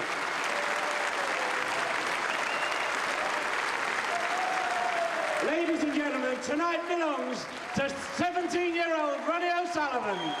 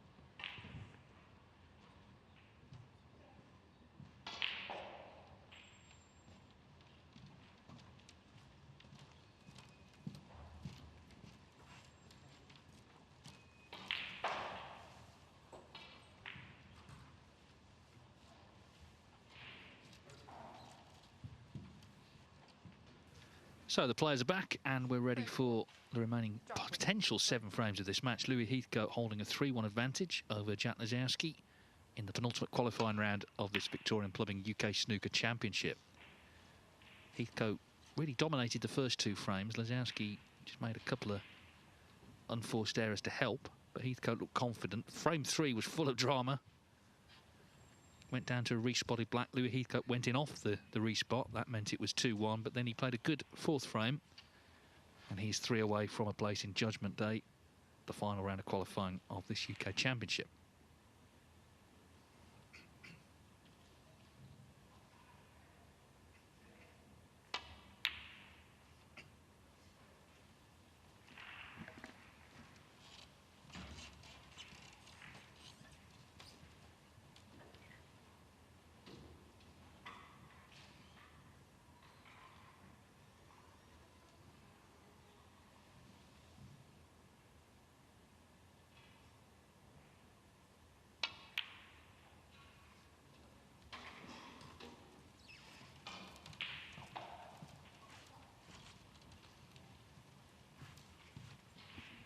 I always think these frames back after the interval, when one player's in front, are big for the player trailing. Obviously, Lisowski can still turn this round, but it's going to have to happen relatively soon, you feel.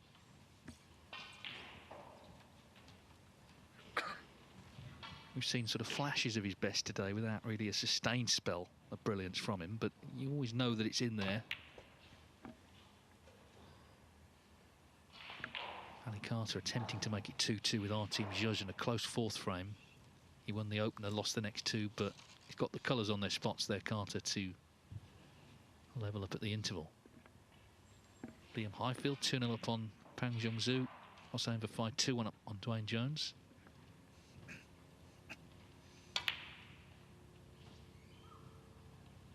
Played that very confidently, did Heathcote, but just didn't get the pot. He would have been on the black. I guess feeling he couldn't leave a sitter, but he has left a similar sort of shot for Lisowski here.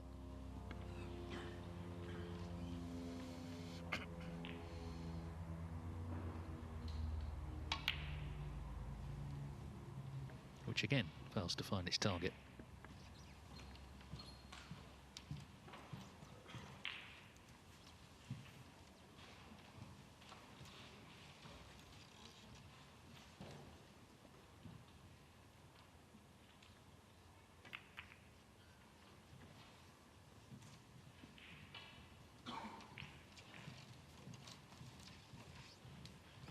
Carter has levelled 2-2 with our team Judge.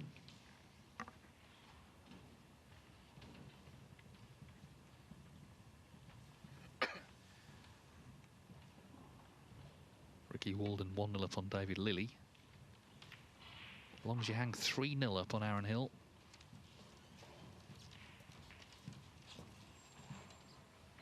And the other match is 2-1 Ryan Day over Liam Graham.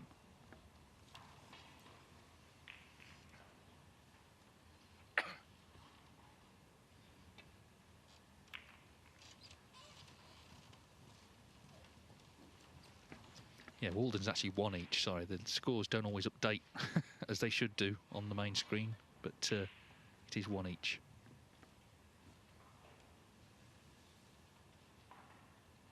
One of these frames here where red's going down into bulk can just make it rather dicey in terms of the safety, because there's a big prize eventually for whoever gets in here. But who's going to blink first?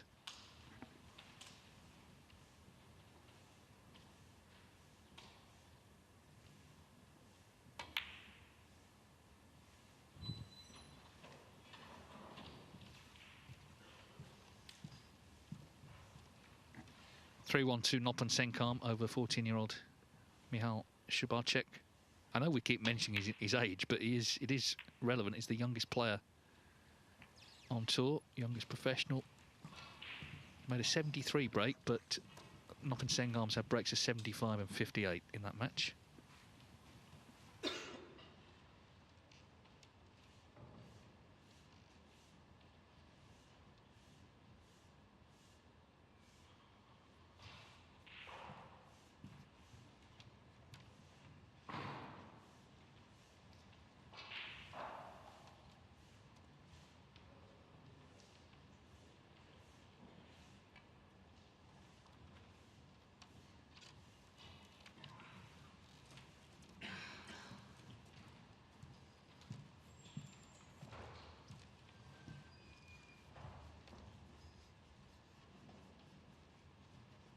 He actually played that pretty well, Heathcote, because too heavy there. He could have left a pot on, and that could have been end of frame.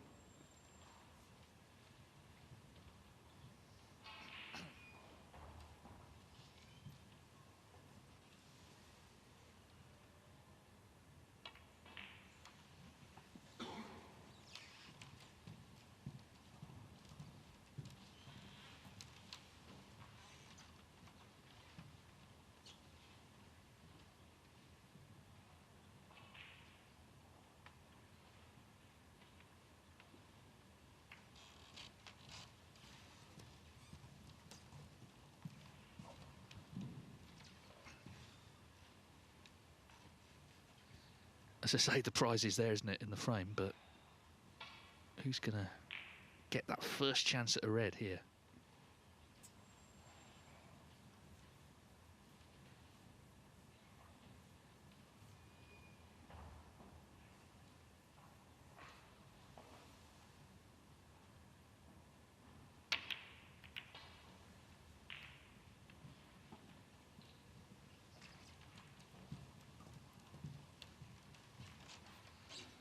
Well, Heathcote may well take this on to left middle. The red just left of the pink spot. I think there is a gap between the other two to the middle pocket. Obviously, it's a bit do or die. There you can see it's tough, but it's a chance to get in. Big shot in this match because the prize is there if he knocks it in.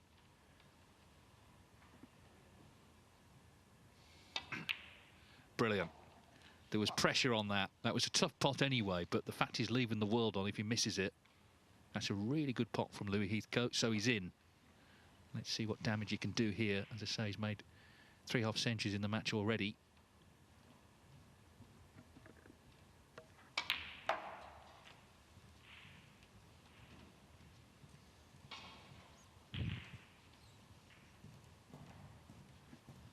Meanwhile, Long Jihang has pressed on to a 4-0 lead over Aaron Hill.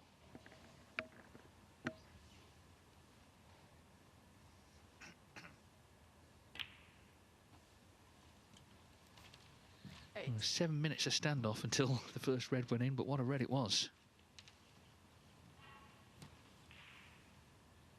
Heathcote breaks a 57-54, albeit that was in the frame that he lost on the respot, and 60. So pretty solid. Lisowski's best, just 54 so far. 14.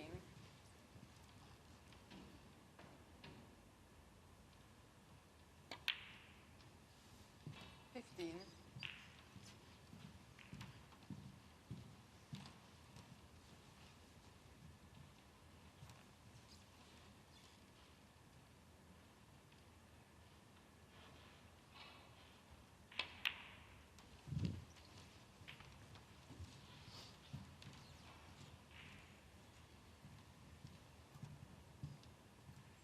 21.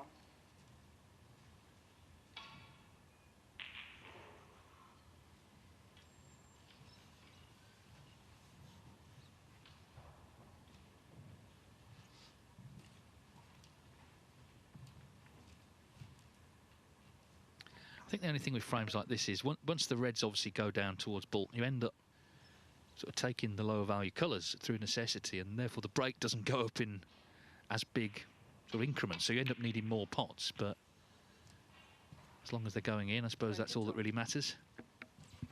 But I mean, you'd never normally at this stage be sort of on the green, but what other option does he have?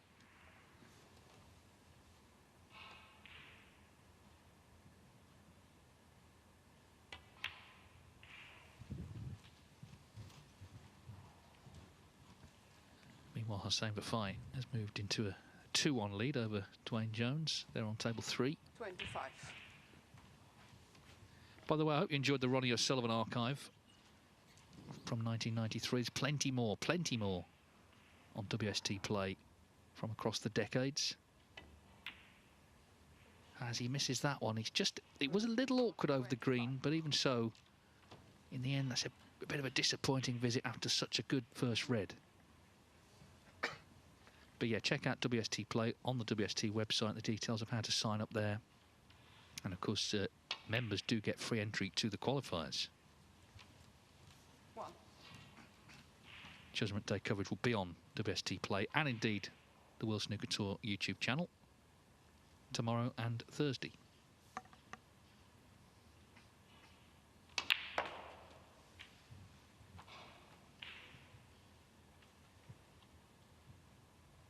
Eight.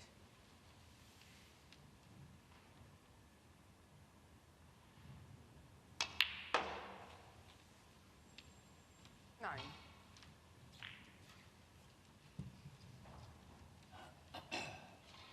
Yellow ball.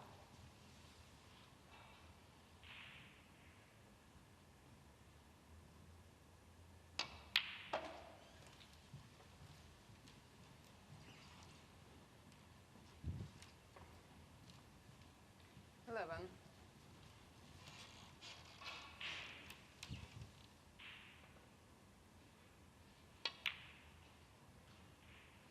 Oh dear, well that's such an elementary miss. That was a straight red. That's the 11. Just wasn't quite focused on it, it would seem. That's the only thing I can think about there. Well, Heathcote's having the white clean. I don't know whether there was a slightly bad contact. It was hard to tell initially, but either way, he didn't pot it. I've noticed, I'm not making any excuses, but I noticed Jack has been blowing his nose a lot. Maybe he has got a bit of a winter cold as well. Obviously doesn't help.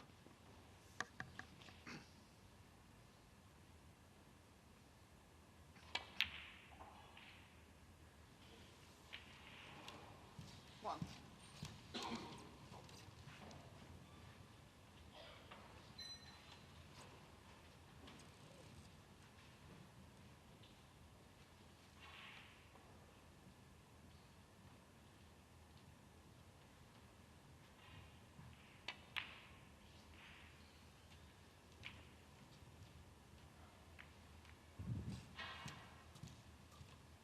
8. Well, that little kiss was quite nice actually. Kept you on this red to the yellow pocket. Heathcote in general must be sensing a chance. I'm sure he was prepared to play Lisowski and knew what firepower Jack could throw at him, but it's not happened yet. Therefore, he's got every right to be confident that he can spring something of an upset here and move a step closer to the UK Championship final stages. The furthest he's ever been in this tournament, last 64, 2019. So this is effectively the last 80 round. It would be even just reaching the final round of qualifying his best performance in this tournament.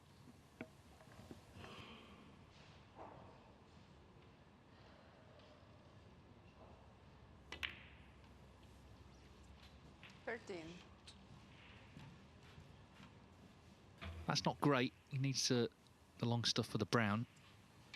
Maybe just get to it with the rest, but even so, it's not ideal, this.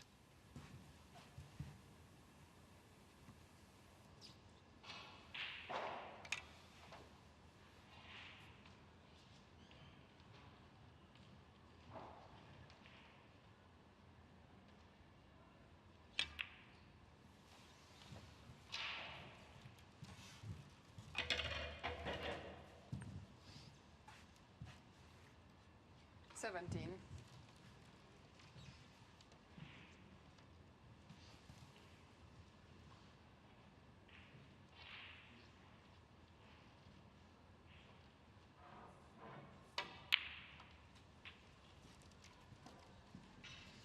18.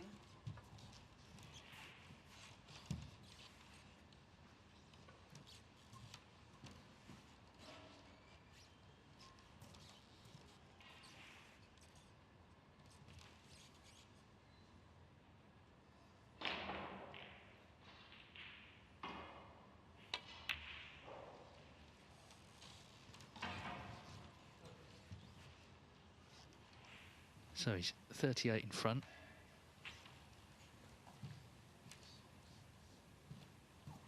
But this is the issue I mentioned earlier about taking the low value colours. You're not going up by very much.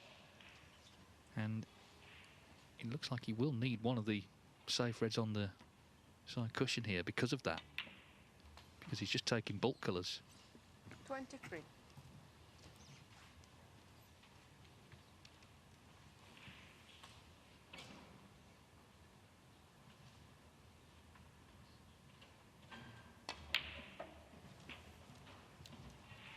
Yeah, he will now. He's 39 in front, so 40 with the red. Still 51 on. 25. So he will need one of those safe reds to win this frame.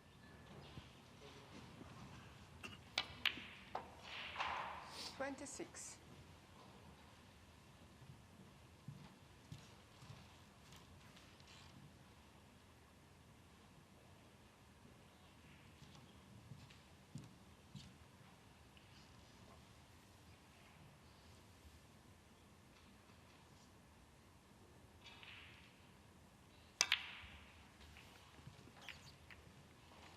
Well, that's worked a treat. Whether that's exactly what he played, I couldn't tell you, but it's worked a treat. 29.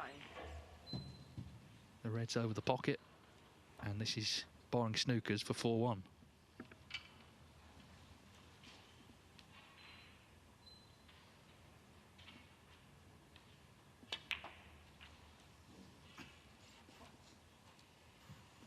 It's been a very good performance, this, from Louis Heathcote.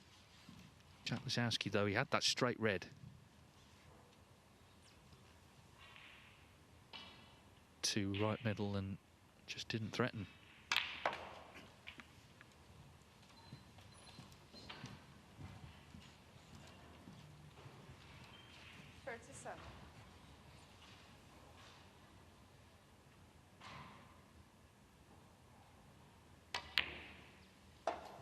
And now that red's in, there's certainly no way back in this frame for Jack Lisowski. So Lisowski has got problems. He's 4-1 down, that's the big one, but he's not playing particularly well. And Louis Heathcote is growing in confidence every frame he wins.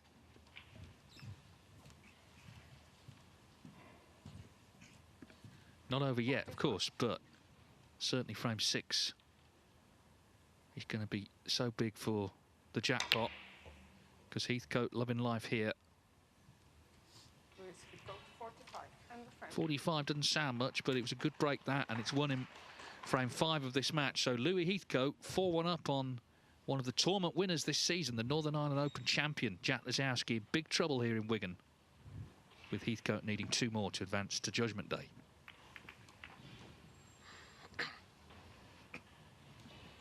Ali Carter and our team is using a bat to come back from their interval. It's 2-2 in that one. Hossein Vafai 2-1 up on Dwayne Jones. Liam Highfield 2-0 up on Pang Jung Zhu. So that's ground down a little bit. Still 3-1 Nopin Senkarm against Mikhail Shabarchek. Long Zhihang 4-0 up on Aaron Hill. David Lilly 2-1 up on Ricky Walden. The latest scores here. You can see Carter and Juzhin coming back. Tables 1 to 4 live on Discovery Plus and WST Play.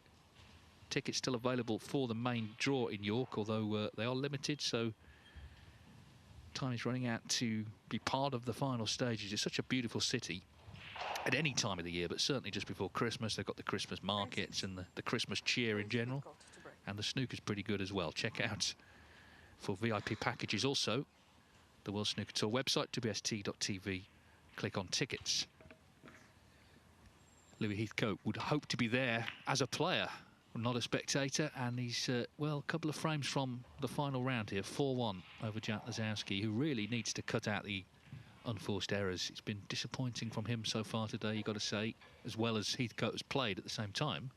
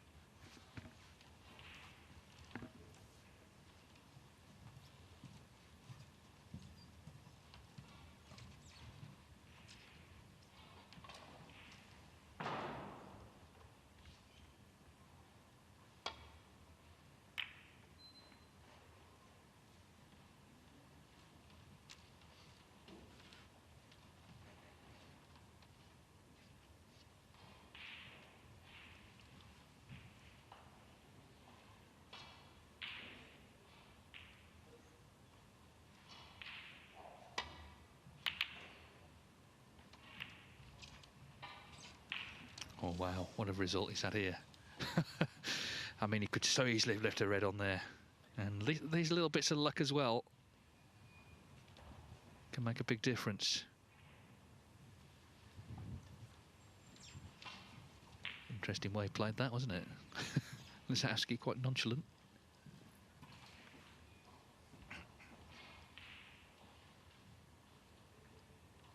Well, this has re-rack potential if they're going to be tip-tap into this red.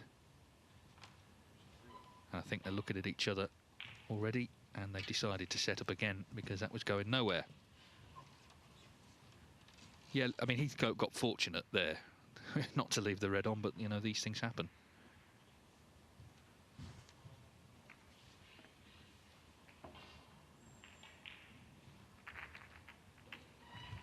Mentioned the UK tickets, of course, the Scottish Open as well. That's another beautiful city, Edinburgh.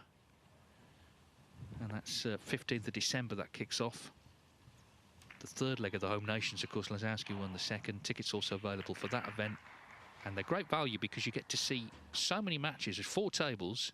Play starts at 10 in the morning, so there's effectively 5 sessions. So you get to see so many different players, and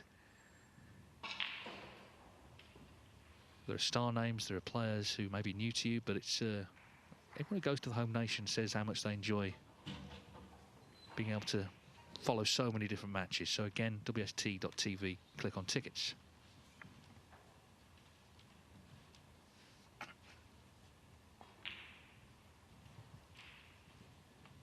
Frame 6. Louis Heathcote to break. And a re-rack in frame 6 of this match. Louis Heathcote making the running in these UK qualifiers, leading by 4 frames to 1 against Jack Lisowski. Heathcote actually won't be at the Scottish Open. He didn't qualify. Lisowski is a member of the top 32. His match is held over.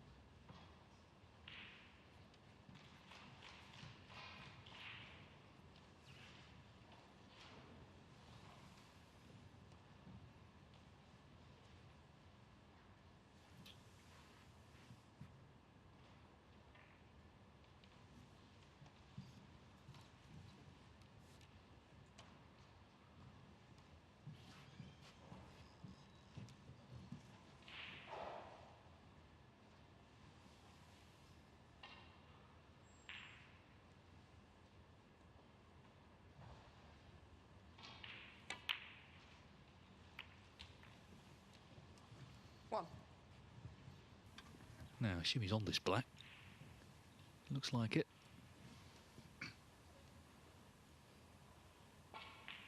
So it's another opening for Louis Heathcote. Straight away trying to get reds into play, but he's glanced off them, and, well, look, what a horrible place to finish. He's actually snooked himself on every red. Trying to be positive there, just didn't quite come off, and now he's put himself in a spot of bother.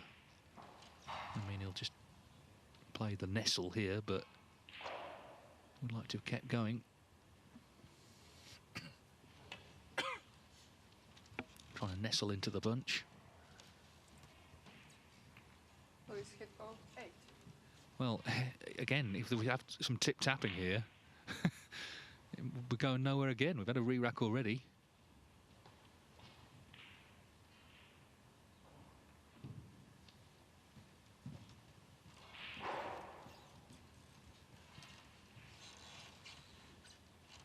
Bit different this. I mean, if either player can find a path back to bulk, then that ends that stalemate. And Heathcote with the spider, looking to get the cue ball away from those reds.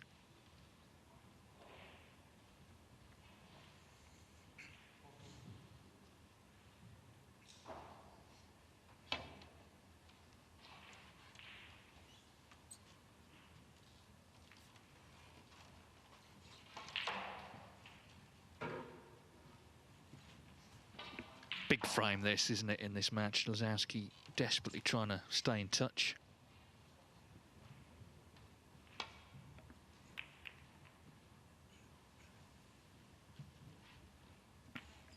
And that little nudge on the yellow has helped.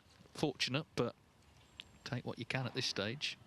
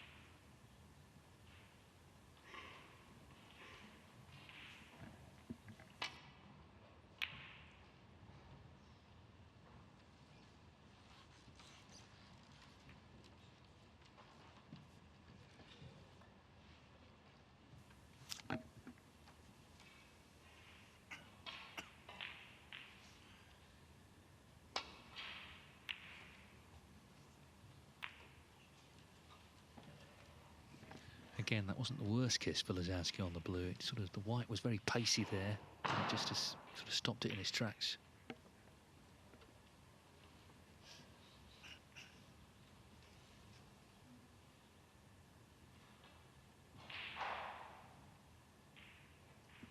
Heathcote, though, having a look at this long red, and what a pot that is from Louis Heathcote.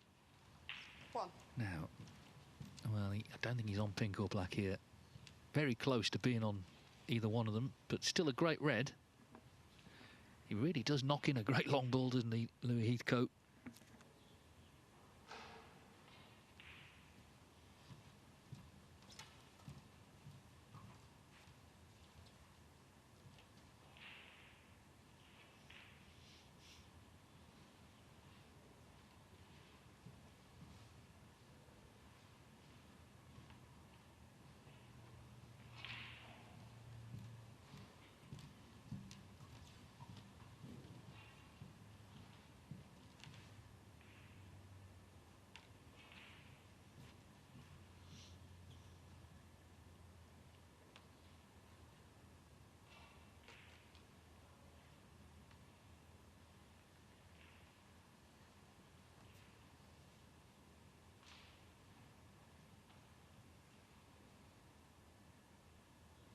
Brown ball.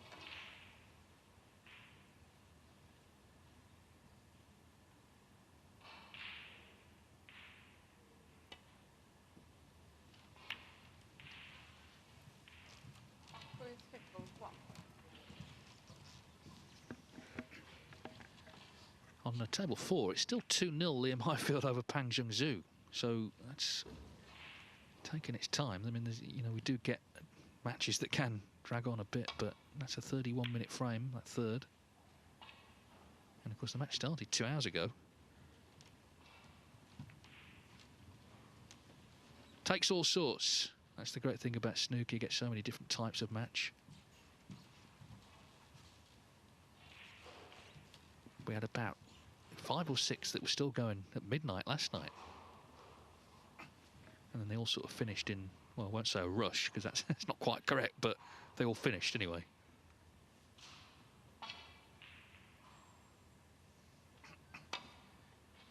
Meanwhile, a big moment for Michal Shubacek. The youngest professional has made his first century on tour, 106 against Noppen Senkam. So that's a fantastic achievement for him, and still in the match, 3-2 to Senkam.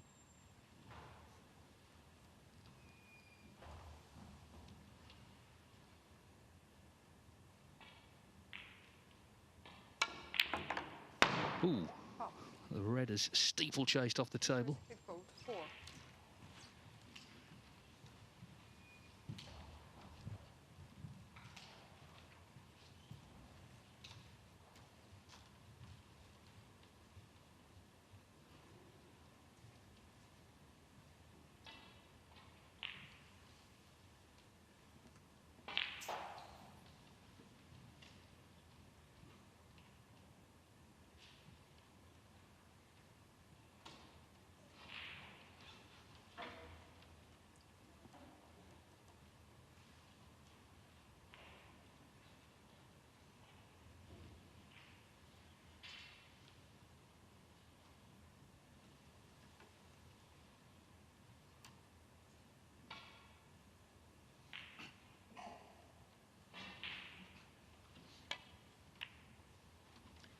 Ryan Day, of course, vastly experienced out on table 6. He's 4-1 up against Liam Graham and well in front in the next. So he did lose the first frame, but he's had breaks of 53, 68, 58. Just seems, as I said earlier, like a bit of a stalwart on Judgment Day, Ryan. You may well see him in due course. Now then, that's a terrific red, and it's finished nicely. He's on the black. Lisowski needs to make something happen here. He's got in, but he needs to stay in. Hasn't played his best yet. There's still time, but it's surely got to start in this frame. But we know with him, if he does flick the switch, you know, in 40 minutes' time, he might have won this match. That's how quickly you can win frames.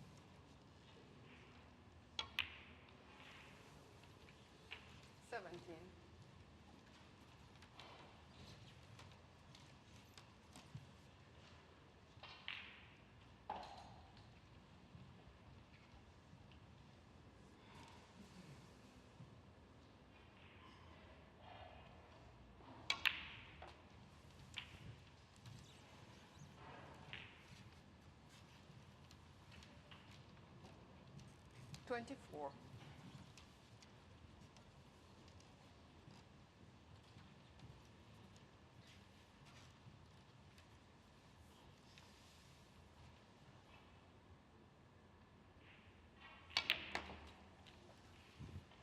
$25. If you're just joining us, Lisowski's highest break in this match, 54.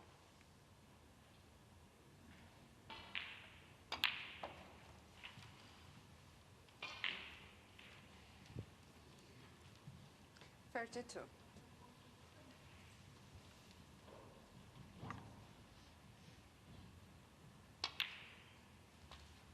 $33.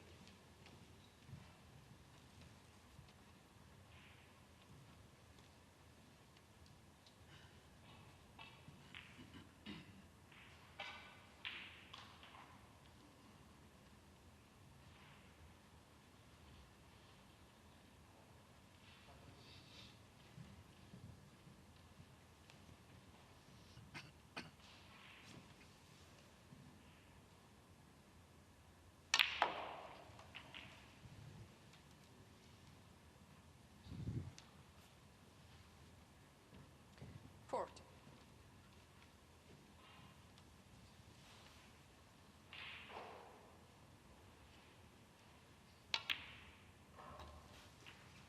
One.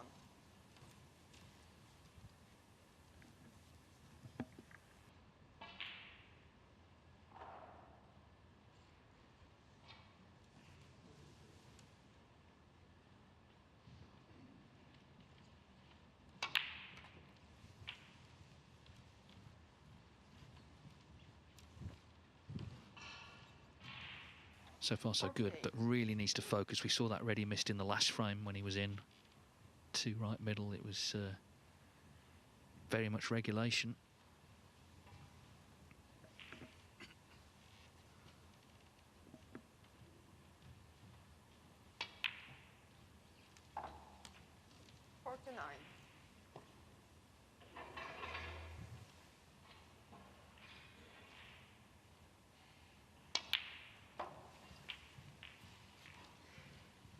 But he's getting there, 42 in front. 55.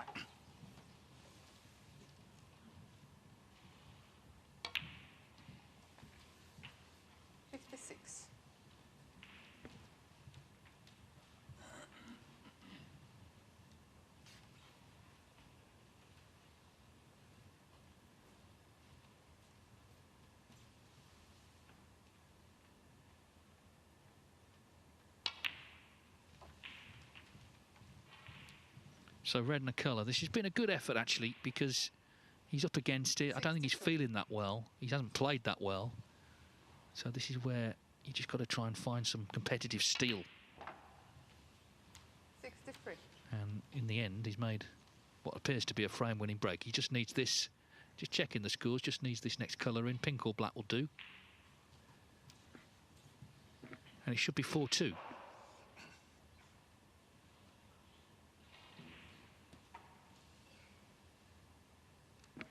Black seems more difficult just with the queuing.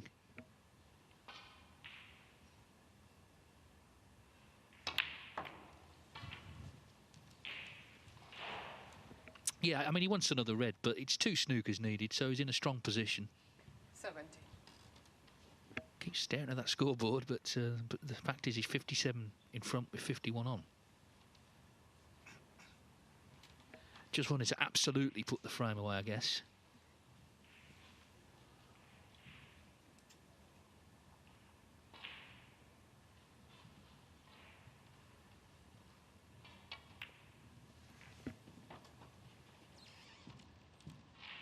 Jack Lisowski, 70.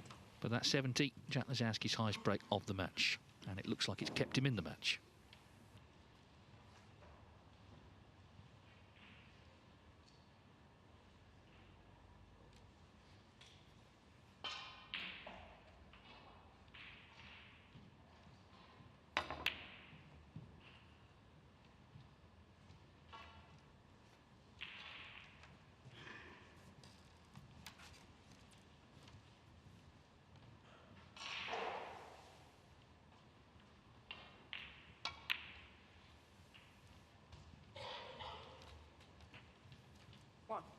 That puts the frame to bed, so Jack Lisowski dug in a good 70. That keeps him in it at 4-2, but it's still Louis Heathcote who is leading.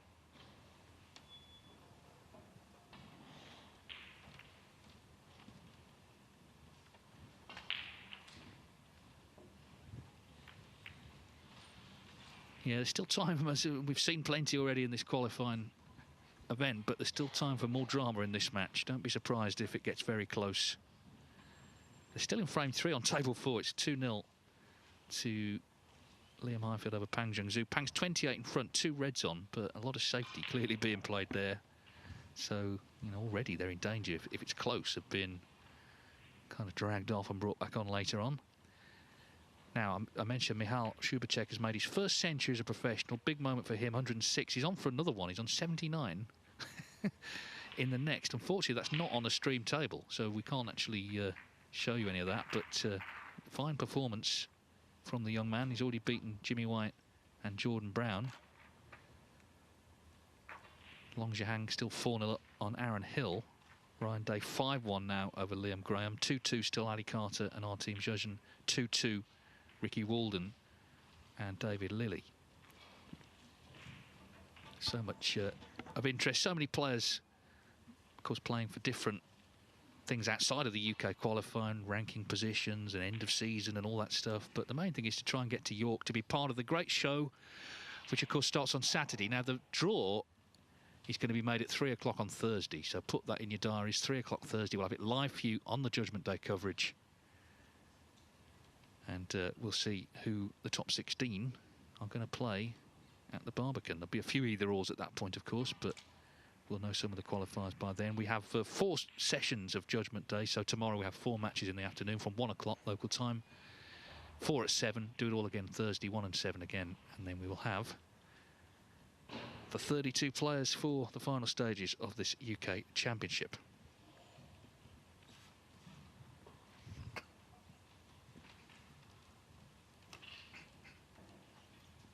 Well, that was better from Lisowski, but he's still in trouble here, 4-2 down.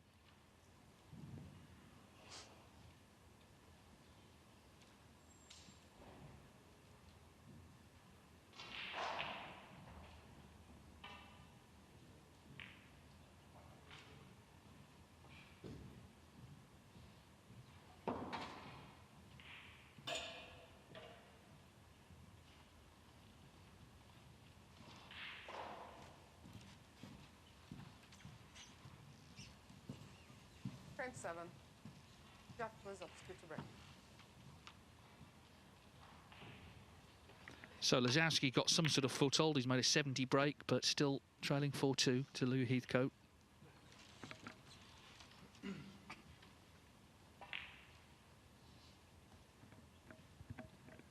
Shupacek broke down on 92, but he's levelled at 3-3 with Nopensenko. Imagine if he got through to Judgment Day. That would be something, with a chance to become the youngest ever player at the UK Championship at just 14.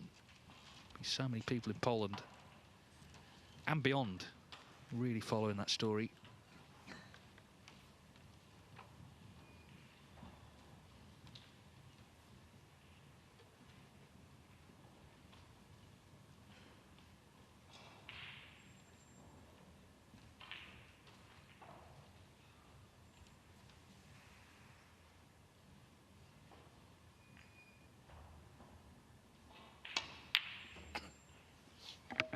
Full-blooded attempt. Where's the red going to stop? Oh, not good for Lisowski. Could have finished anywhere, but I suppose if you miss it, that's the point. It can finish anywhere. Just want to say hello to Lars Johansson, who is Canadian, but has travelled over to the UK. He's going to be up in York for the tournament, and it's taken him 24 hours so far just to get to the UK. Lives in quite a remote part of Canada, but he's now in London in an Airbnb, and he sent me a photograph of himself watching the snooker on YouTube. Nice to hear from you, Lars. I'm sure you'll have another great time at the tournament. And he is supporting Jack. He says, time to get going. Well, let's see, because it's Heathcote looking to get into the reds here. Well, in fact, he's playing for the loose one. Just slightly overhit it, though. 6.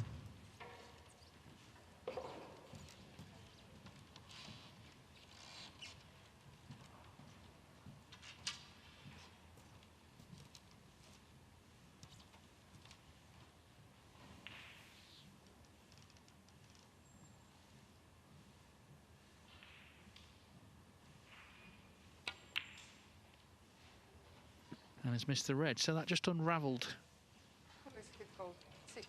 pretty quickly, you've got to say. Didn't get nicely on it and has missed it.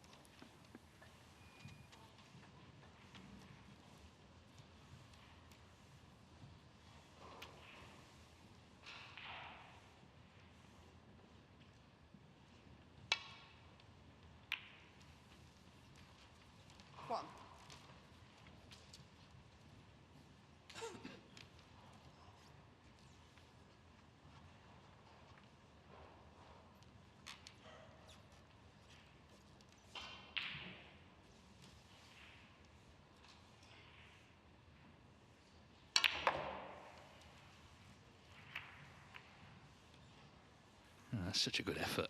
That was such a good effort. So much zip on the cue ball there to try and 8. get the Reds moving. He's looking at a possible plant here, I think, to the middle. Ooh, he needs to slightly be made.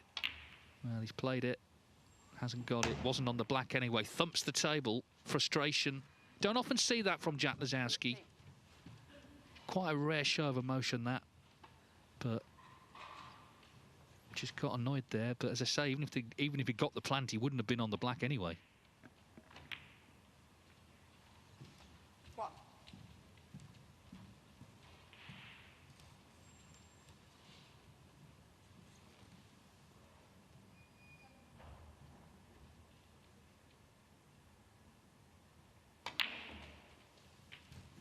So Heathcote, aware that Lisowski is feeling it a bit now, really does have an opportunity here. Reds quite nicely open. Chance for 5-2 to be on the brink of victory. 9.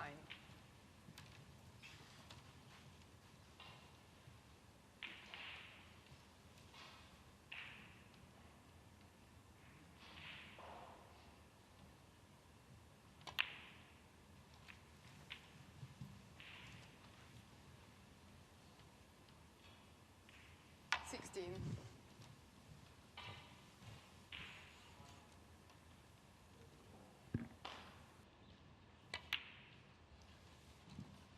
17.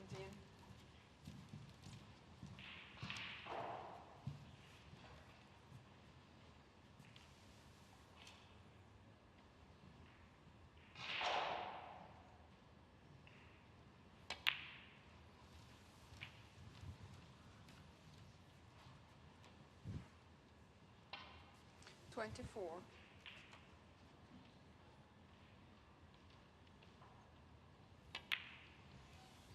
25.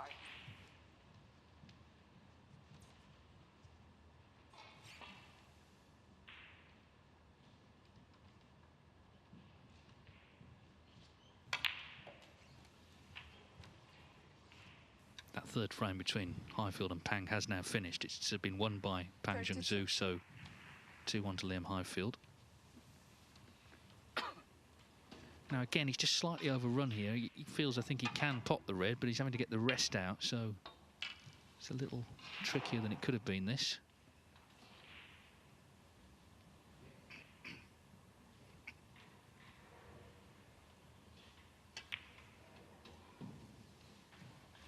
Thank you.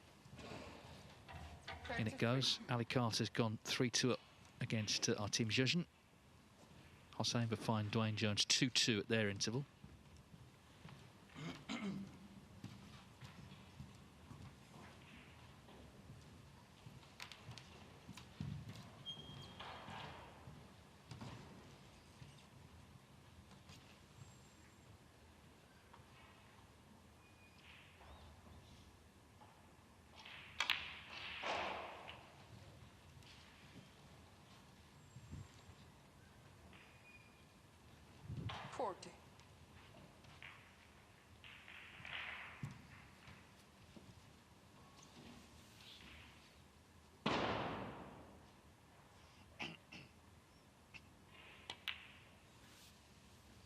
Was a loud bang, but it didn't put him off. Major chance here for Heathcote to get within one of Judgment Day, and a big win it would be over Lisowski, of course. One of the form players of the season, one of the title winners. 48. The only thing about that plant that he took on Lisowski, he played it very quickly. It did seem... I mean, he played what looked like a good shot to try and get into the Reds, and was a bit unlucky not to be on one nicely, but he seemed like a bit of frustration when he played that plant. And then you saw the real frustration when he missed it. He thumped the table. It's amazing, isn't it? You know, you think you win a tournament, everything's going to be great forever, but it doesn't work like that. It's about, OK, what happens in the next event? Because this sport can soon bring you back down to earth with a bang. And it was a literal bang on the table for Jack. 56. Heathcote minding his own work here. 54 in front. Not much more to do to get to 5-2. and one from victory. 57.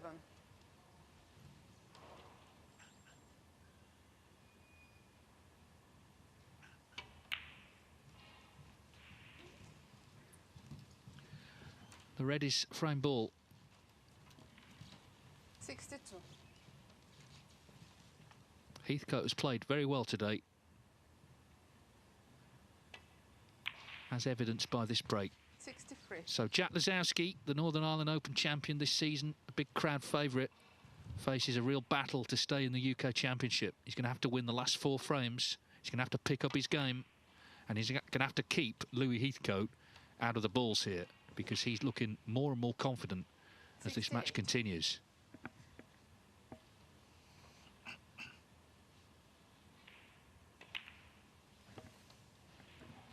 69.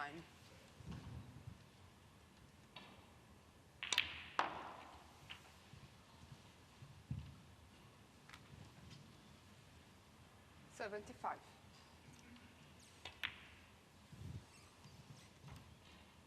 Louis Heathcote, 75. Break ends at 75. There's no way back in the frame. Is there any way back in the match? Jack Lisowski in all sorts of trouble, because it's Louis Heathcote who's leading by 5 frames to 2. Yeah, and of course it's a different pressure on Heathcote now, of course, who is poised for a big win. He's got to just keep his emotions in check. But you've got to say, the way it's going, you would fancy him.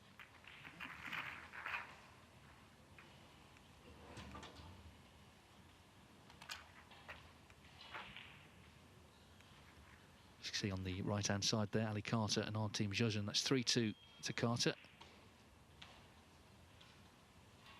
Of course, he's pulled out of a couple of events, so it's good to see Ali back playing again.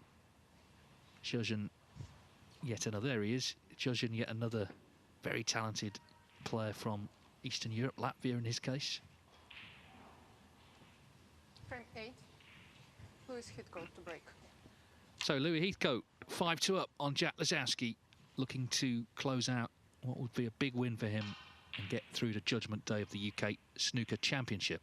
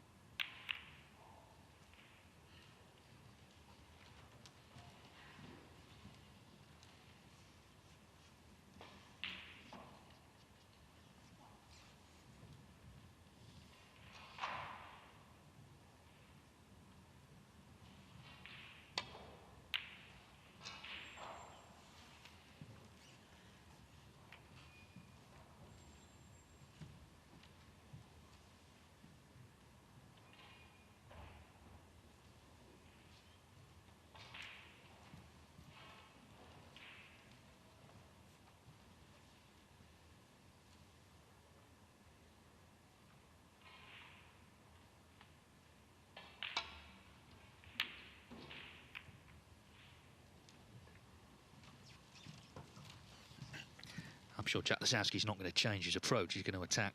It's just a question of whether they go in. And if they don't, does he leave a chance? He's not on this occasion. This is kind of where we were in that frame that was re-racked at the start.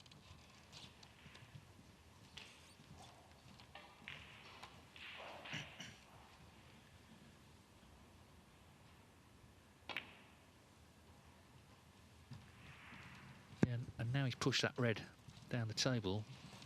You know, potential for another stalemate here.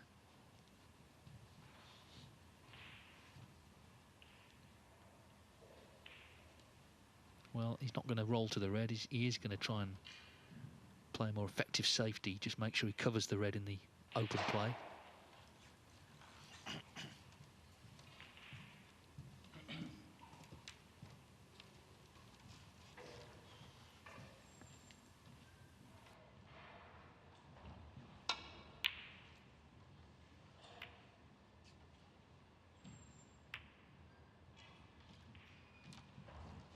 Oh dear, things going from bad to worse for Lisowski. So first chance for Heathcote in the frame he needs to win.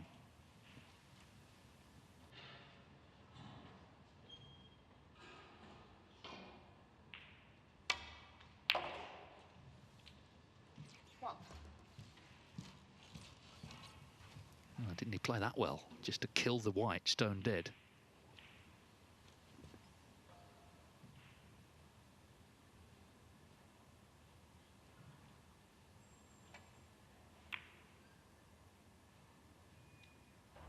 Oh, is it going to drop? No. Wow. Just another half roll, that would have been in.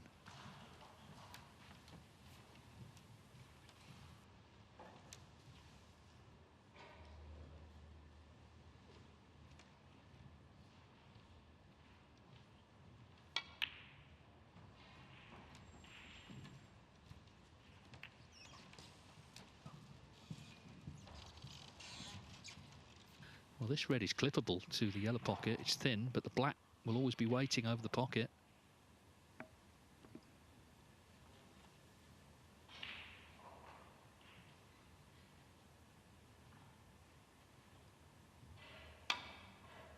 Just didn't fancy it, so just the safety.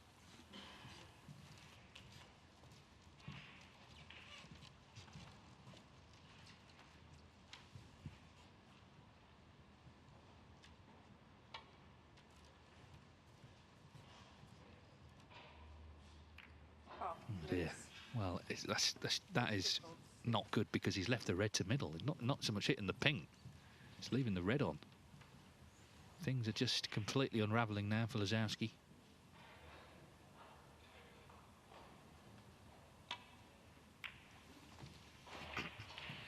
And Heathcote, in potting the black, can try and get into the pack here, get everything open. And then he might have a big chance to win it. Oh, what a split. He's played it superbly. Big chance then for Louis Heathcote to get this one. 8. And what a win it would be.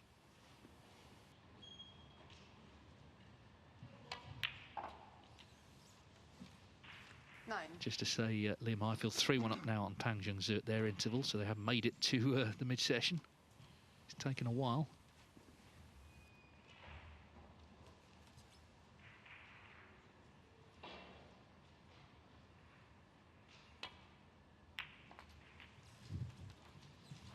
First result is in from the session. Ryan Day has beaten Liam Graham 6-1. 15.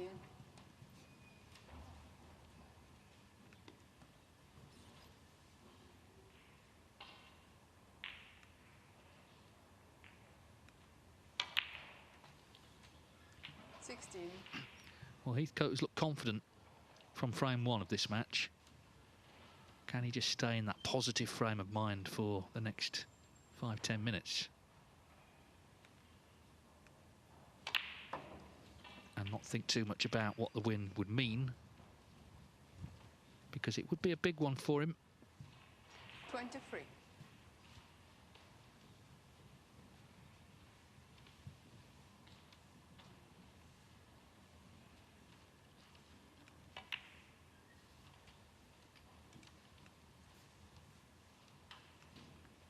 As I say, he did make the quarter-final stage of this season's British Open. The results have been coming for him. Of course, he's been working with Anthony Hamilton, which must be a good thing.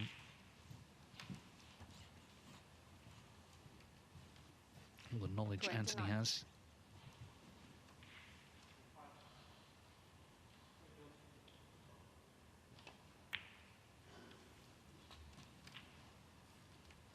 But I guess people off table, they can only do so much. Once you get out there, it really is down to you to deliver the goods.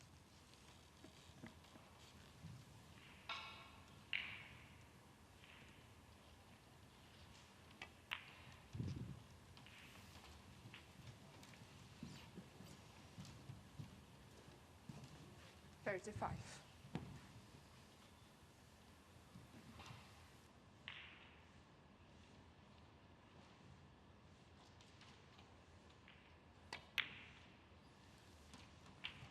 36.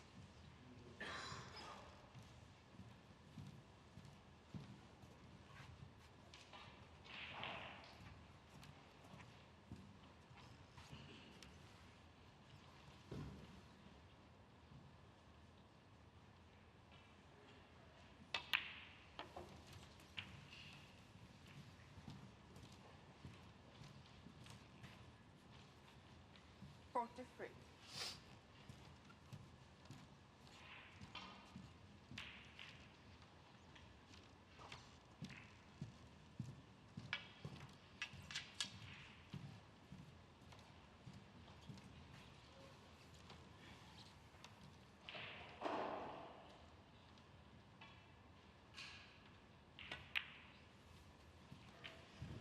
Four.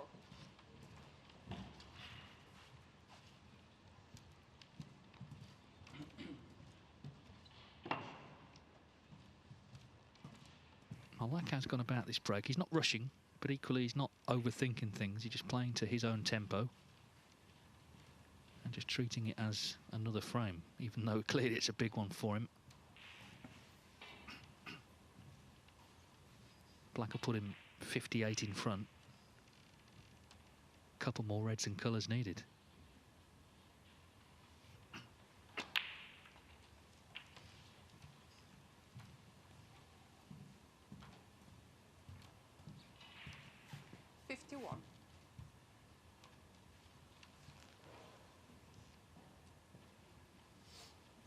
Well, surely one of these reds must go.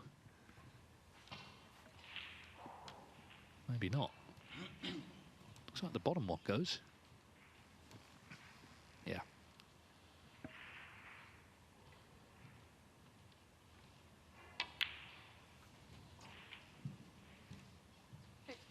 This is where, if there are nerves, they're going to start to jangle because, you know, the finishing line is within touching distance. Got a couple of safe reds, which do help. 2 reds on cushions. That just eases the pressure a little. It's some security in case he does break down.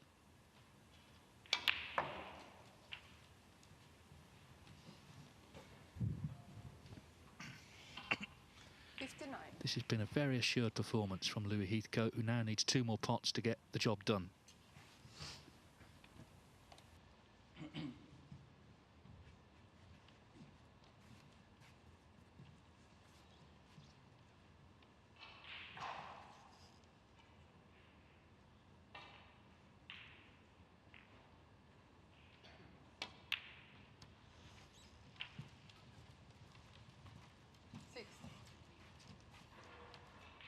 So Jack Lisowski came to the UK Championship qualifiers as a ranking event winner. One of 11 different tournament winners this season. But if Louis Heathcote can pot this next ball, he will need snookers.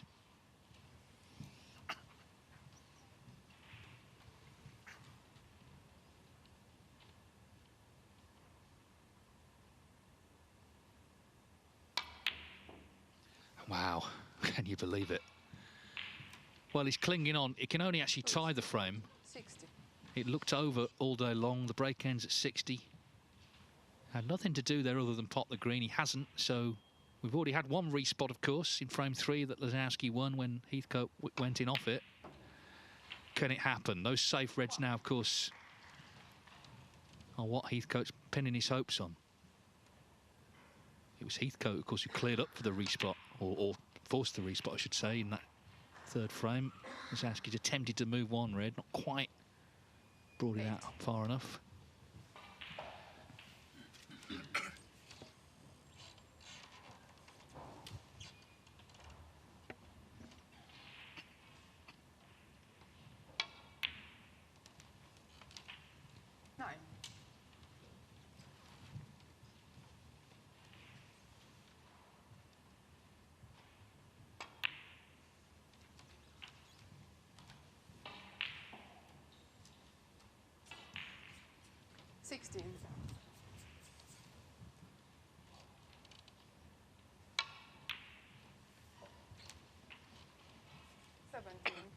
It would be just like Jack Lisowski, having struggled most of the day, to produce some sort of brilliant clearance here and extend this match by forcing the respot.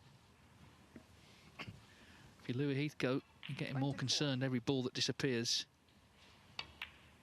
Oh no, but that's not in, and he's left it, and he can't technically concede, but he wanted to. He knows it's over and may well shake hands if this red goes in, which it surely will.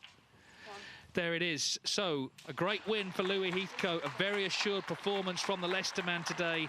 He's beaten one of the tournament winners this season, Jack Lisowski, by 6 frames to 2 to advance to Judgment Day here at the UK Championship qualifiers.